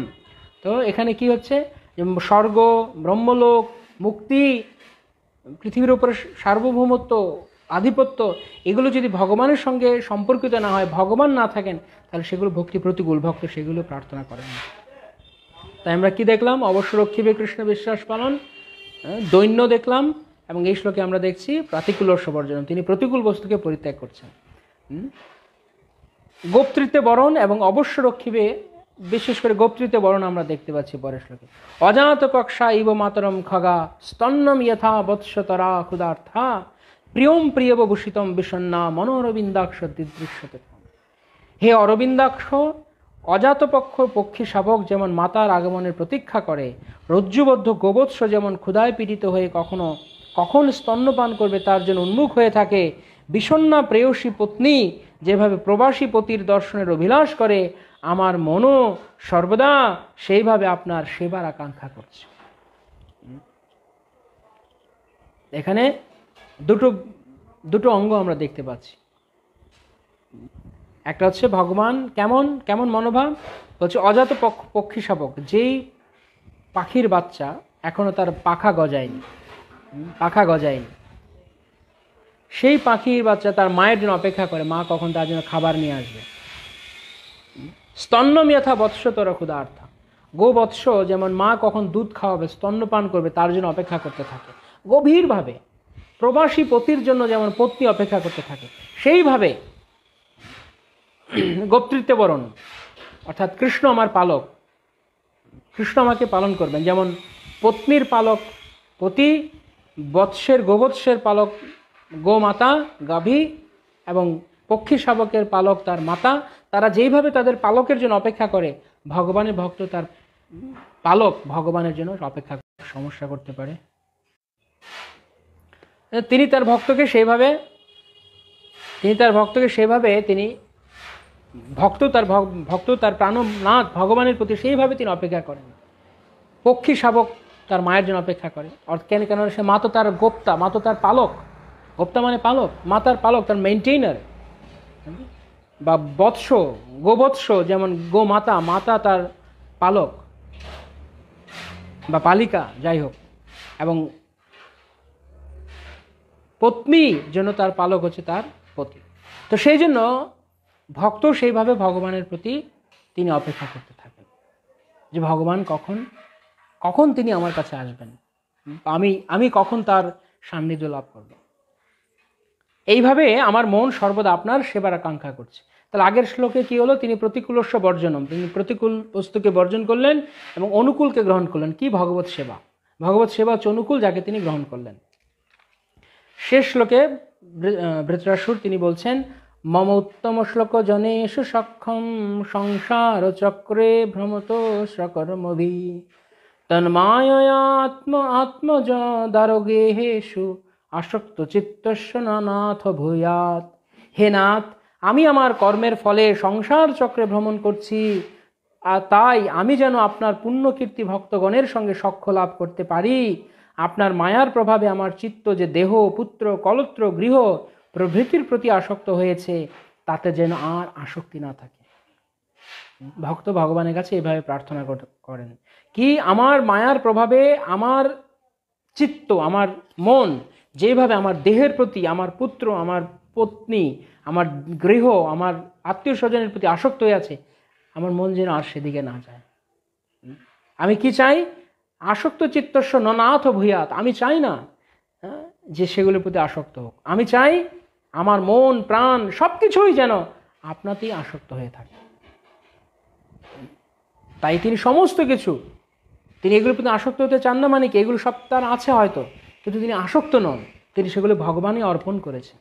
যা কিছু তার আছে, মানস দেহ গেহ যো কিছু ওর পিলু তুয়া পদে নন্দ কিশোর। সমস্ত কিছু আমি আপনার, আমার মন, মানস দেহ, দেহ মানে দেহ, আমাদের দেহ, মন, দেহ, গেহ মানে গৃহ, সমস্ত কিছু, যো কিছু মোর, সব কিছু আমি আপনাদের সমর্পণ করলাম। আমি আত্মনিবেদন করলাম আপনার শ্রীচরণে, পূর্ণরূপে আমি আপনাকে গ্রহণ করলাম। হে ভগবান, হে উত্তম শ্লোক। উত্তম শ্লোক মানে যাকে উত্তম উত্তম সুন্দর শ্লোকের দ্বারা বন্দনা করা হয়। তাই আমি এগুলোর প্রতি আর আসক্ত হয়ে থাকতে চাই না, কেননা এগুলো যে আমি পেয়েছি, এগুলো আমি আপনার কাছে সমর্পণ করছি। এগুলো কিছু আমার নয়। কেননা কি, আমি সংসার চক্রে ভ্রমত সকর্মভি, আমি আমার কর্মচক্রের দ্বারা, আমার কর্মফলের দ্বারা আমি এদেরকে লাভ করেছি। আমার কর্ম আমাকে এদের সঙ্গে যুক্ত করেছে, কিন্তু প্রকৃতপক্ষে এরা আমার নয়। তাই এদেরকে আমি আপনার চরণে সমর্পণ করছি, আমি নিবেদন করছি আপনার সেই চরণে। তাই আপনি দয়া করে আমাকে গ্রহণ করুন। আমার চিত্ত যেন এতে এই সময় আসক্ত না হয়। চমৎকার প্রার্থনা, আপনারা চাইলে এই প্রার্থনা নোট ডাউন করে নিতে পারেন। যাদের কাছে ভাগবত আছে সেখান থেকে পড়তে পারেন। এই 4টা শ্লোকই খুব চমৎকার, এবং বিশেষ করে শেষ শ্লোকটা আরও সুন্দর। মমোত্তম শ্লোক জনে এসে সক্ষম, আমার যেন তাদের সঙ্গে বন্ধুত্ব হয়। কাদের সঙ্গে? ভক্তগণের সঙ্গে। কোন ভক্ত? প্রেমী ভক্ত, যারা সর্বক্ষণ হরিনাম, হরি কথা, হরি গুণগান, হরি চিন্তায় মগ্ন থাকেন। সেরকম ভক্তের সঙ্গে যেন আমাদের সখ্য হয়। মম উত্তম শ্লোক জনে এসু সক্ষম, সেরকম ভক্তদের সঙ্গে যেন আমাদের সক্ষম হয়। সংসার চক্রে ভ্রমত সকর্মভি, এই সংসার চক্রে ভ্রমণ করতে গিয়ে আমি যাদেরকে পেয়েছি, আমার কর্মফলের দ্বারা তারা আমার কাছে এসে, এরা প্রকৃতপক্ষে আমার নয়। তাই তন্মায় সমস্ত কিছু রচিত হয়ে, আত্মজ দ্বারা গেহেষু, আমি, আত্ম মানে আমি, আমার দেহ, আত্মজ মানে আমার পুত্র সন্তান বা যা কিছু আমার থেকে যার জন্ম হয়েছে, দ্বারা আমার পত্নী, গেহে মানে গৃহ, গেহেষু আসক্ত চিত্তস্য নাথ ভূয়াৎ। হে ভগবান, এসবের প্রতি যেন আমার আসক্তি না হয়। আমার আসক্তি যেন কেবল আপনার শ্রীচরণে থাকে। ভক্তিবিনোদ ঠাকুর একই প্রার্থনা করছেন। এই মাত্র আশা মম তোমার চরণে,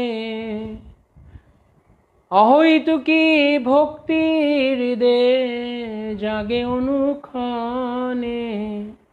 সবসময় যেন আপনার শ্রীচরণে আমার ভক্তি থাকে। এখন যত আসক্তি আমার এই সম্পদের গৃহ পরিবার আত্মীয় স্বজনের প্রতি রয়েছে, তা যেন আপনার চরণে হয়। বিষয়ের প্রতি আমার যে আসক্তি এখন রয়েছে, সেই আসক্তি আপনার চরণে হয়। বিষয়েতে যে রূপ প্রীতি এবার আছে আমার, সেই রূপ প্রীতি হোক চরণে তোমার। বিপদে সম্পদে তাহা থাকুক সমভাবে, দিনে দিনে বৃদ্ধি হোক নামেরও প্রভাবে। একই রকমভাবে সুখে দুঃখে সম্পদে বিপদে সমস্ত পরিস্থিতিতে আপনার শ্রীচরণে আমার ভক্তি বিদ্যমান থাকুক। বৃত্রাসুর ঠিক এই মনোভাবটি এখানে তিনি প্রকাশ করছেন। এখন তার সামনে বিপদ আপাত দৃষ্টিতে, কিন্তু তবু তিনি সেই মনোভাব বজায় রেখেছেন। এটি বিপদ নয়, ভগবান চেয়েছেন, তাই এটি সম্পদ। ভগবান যখন ভক্তকে বিপদ দেন, তখন সেই বিপদ ভক্ত সম্পদ বলে গ্রহণ করেন। সম্পদ কি? যা আমাদেরকে কৃষ্ণ স্মরণ করাবে, যা আমাকে কৃষ্ণকে ভালোবাসাবে, তার সম্পদ। যা আমাকে কৃষ্ণ ভুলিয়ে দিবে, তা হচ্ছে আমার বিপদ। তাহলে বিপদ কি আর সম্পদ কি? নোট ডাউন করতে পারেন আপনার খাতায়, আপনারা যার যার খাতায় আপনারা নোট করতে পারেন আমার জীবনে বিপদ কি, আমার জীবনে সম্পদ কি, তখন বুঝতে পারবেন। শুধু সংজ্ঞা জানতে হবে। আগে ডেফিনেশন যদি জানেন সম্পদ কাকে বলে। সম্পদ, ভক্তের জন্য সম্পদ হচ্ছে যা কিছু কৃষ্ণকে স্মরণ করায়, যা কিছু কৃষ্ণকে ভালোবাসায়। আমি কয়েকটা উদাহরণ আপনাদের কাছে যদি জানতে চাই, আপনারা যদি লিখেন তাহলে আমি খুব কৃতজ্ঞ হব। কোন কোন জিনিসকে আপনার জীবনে আপনি সম্পদ বলে ভাবছেন এই সংজ্ঞা অনুযায়ী, কি কোন কোন বস্তুকে, কোন পরিস্থিতিকে বা কি কি পেলে আপনি আপনার জীবনে সেগুলোকে সম্পদ বলে মনে করবেন? কোনো আইডিয়া কারোর? কিছু কেউ লিখবেন?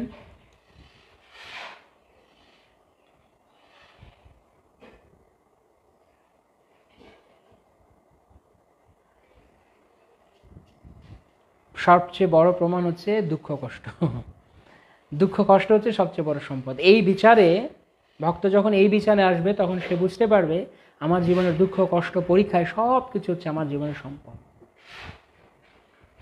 আর বিপদ কি তা আমরা বুঝতে পারছি। যা কিছু আমাকে কৃষ্ণ ভুলিয়ে দেবে তা বিপদ, যা কিছু কৃষ্ণকে স্মরণ করাবে তা সম্পদ। সুভাষ সরকার প্রভু বলছেন ভক্ত সঙ্গ, শুদ্ধ ভক্ত। ভক্ত সঙ্গ হচ্ছে কি, সম্পদ না বিপদ? সম্পদ। ভক্তকে মনে করা, ভগবানকে মনে করাবে। বিপদ যা আমরা এই জগতে বিপদ বলে মনে করি, কিন্তু যদি তা কৃষ্ণকে কৃষ্ণের কাছে আমাদেরকে শরণাগত করে তাহলে তা আমাদের সম্পদ। সম্পদ হরিকথা, সম্পদ হরিকথা, হরিভক্ত, হরি কীর্তন, হরির ধাম, এগুলো সব সম্পদ যা আমাকে কৃষ্ণকে স্মরণ করাবে। কৃষ্ণ সেবা, কৃষ্ণ সম্পদ। তো এইভাবে আমরা বৃত্রাসুরের মধ্যে, তার প্রার্থনার মধ্যে আমরা শরণাগতির 6টি অঙ্গকে আমরা দেখতে পাচ্ছি। তিনি দৈন্য, আত্মনিবেদন, অবশ্য রক্ষিবে কৃষ্ণ বিশ্বাস পালন, গোপ্তৃতে বরণ, আনুকূলস্য সংকল্প, প্রতিকূলস্য বর্জন, তিনি সমস্ত অঙ্গর মধ্য দিয়ে। চ্যান্টিং তো আমার রিয়েল রিসোর্স, সম্পদ। ওকে, বিপদ হরিকথা থেকে দূরে থাকা। হ্যাঁ, বিপদ হচ্ছে হরিকথা থেকে দূরে থাকা। ভক্ত সঙ্গ, কৃষ্ণ সেবা, হরিকথা, হরিনাম, এগুলো সম্পদ। আমরা লিস্ট করতে পারি আমাদের খাতায়। প্রথমে আমরা লিস্ট করব, এদিকে সম্পদ, এদিকে বিপদ, তারপরে তার নিচে আমরা এই শ্লোকটি লিখব। মমোত্তম শ্লোক জনে এসু সক্ষম ভ্রমত সকর্মভি সংসার চক্রে ভ্রমত সকর্মভি। হে ভগবান, ওই সমস্ত কিছুতে আসক্ত না থাকুক যা কিছু আপনাকে ভুলিয়ে দেয়, যা কিছু আপনাকে মনে করায় সে সমস্ত কিছুতে আসক্তি থাকুক। আমার আসক্তি আপনার শ্রীচরণে থাকুক। তো এইভাবে বৃত্রাসুর তিনি তার এই প্রার্থনাকে ভগবানের কাছে তিনি অর্পণ করলেন। তো আমরা বৃত্রাসুরের প্রার্থনা দেখলাম। যদি কারো কোনো প্রশ্ন থাকে আমরা আলোচনা করতে পারি। বিপদ, বিষয়ের প্রতি আসক্তি।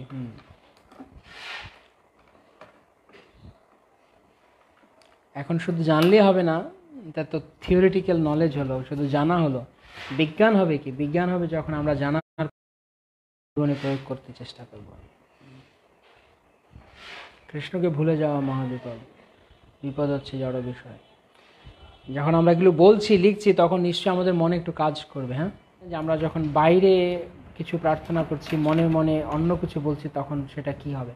তখন সেটা কপটতা, সেটা ভগবান সেটিকে কি করবেন? মুখে এক বলছি, ভিতরে আরেক, তখন ভগবানও তিনি জেনুইনলি আমাদের সঙ্গে আদান প্রদান করবেন না। তখন তিনি, আমরা কপট প্রার্থনা করছি, তিনিও কপটভাবে আমাদেরকে কৃপা করবেন। শুদ্ধ ভক্ত চরণের রেণু। শুদ্ধ ভক্ত চরণের রেণু হচ্ছে সম্পদ। শুদ্ধ ভক্তের সঙ্গ, সান্নিধ্য, এসব কিছুদের সম্পদ। হরে কৃষ্ণ কৃষ্ণ কৃষ্ণ হরে হরে, হরে রাম রাম রাম হরে হরে। জগৎগুরু শিল প্রভুপাদ কি জয়। শ্রী বৃত্রাসুর কি জয়। বৃত্রাসুর প্রার্থনা কি জয়। সমবেত ভক্তবৃন্দ কি জয়। গ্রন্থরাজ শ্রীমদ্ ভাগবতম কি জয়। গৌর প্রেমানন্দে হরি হরি।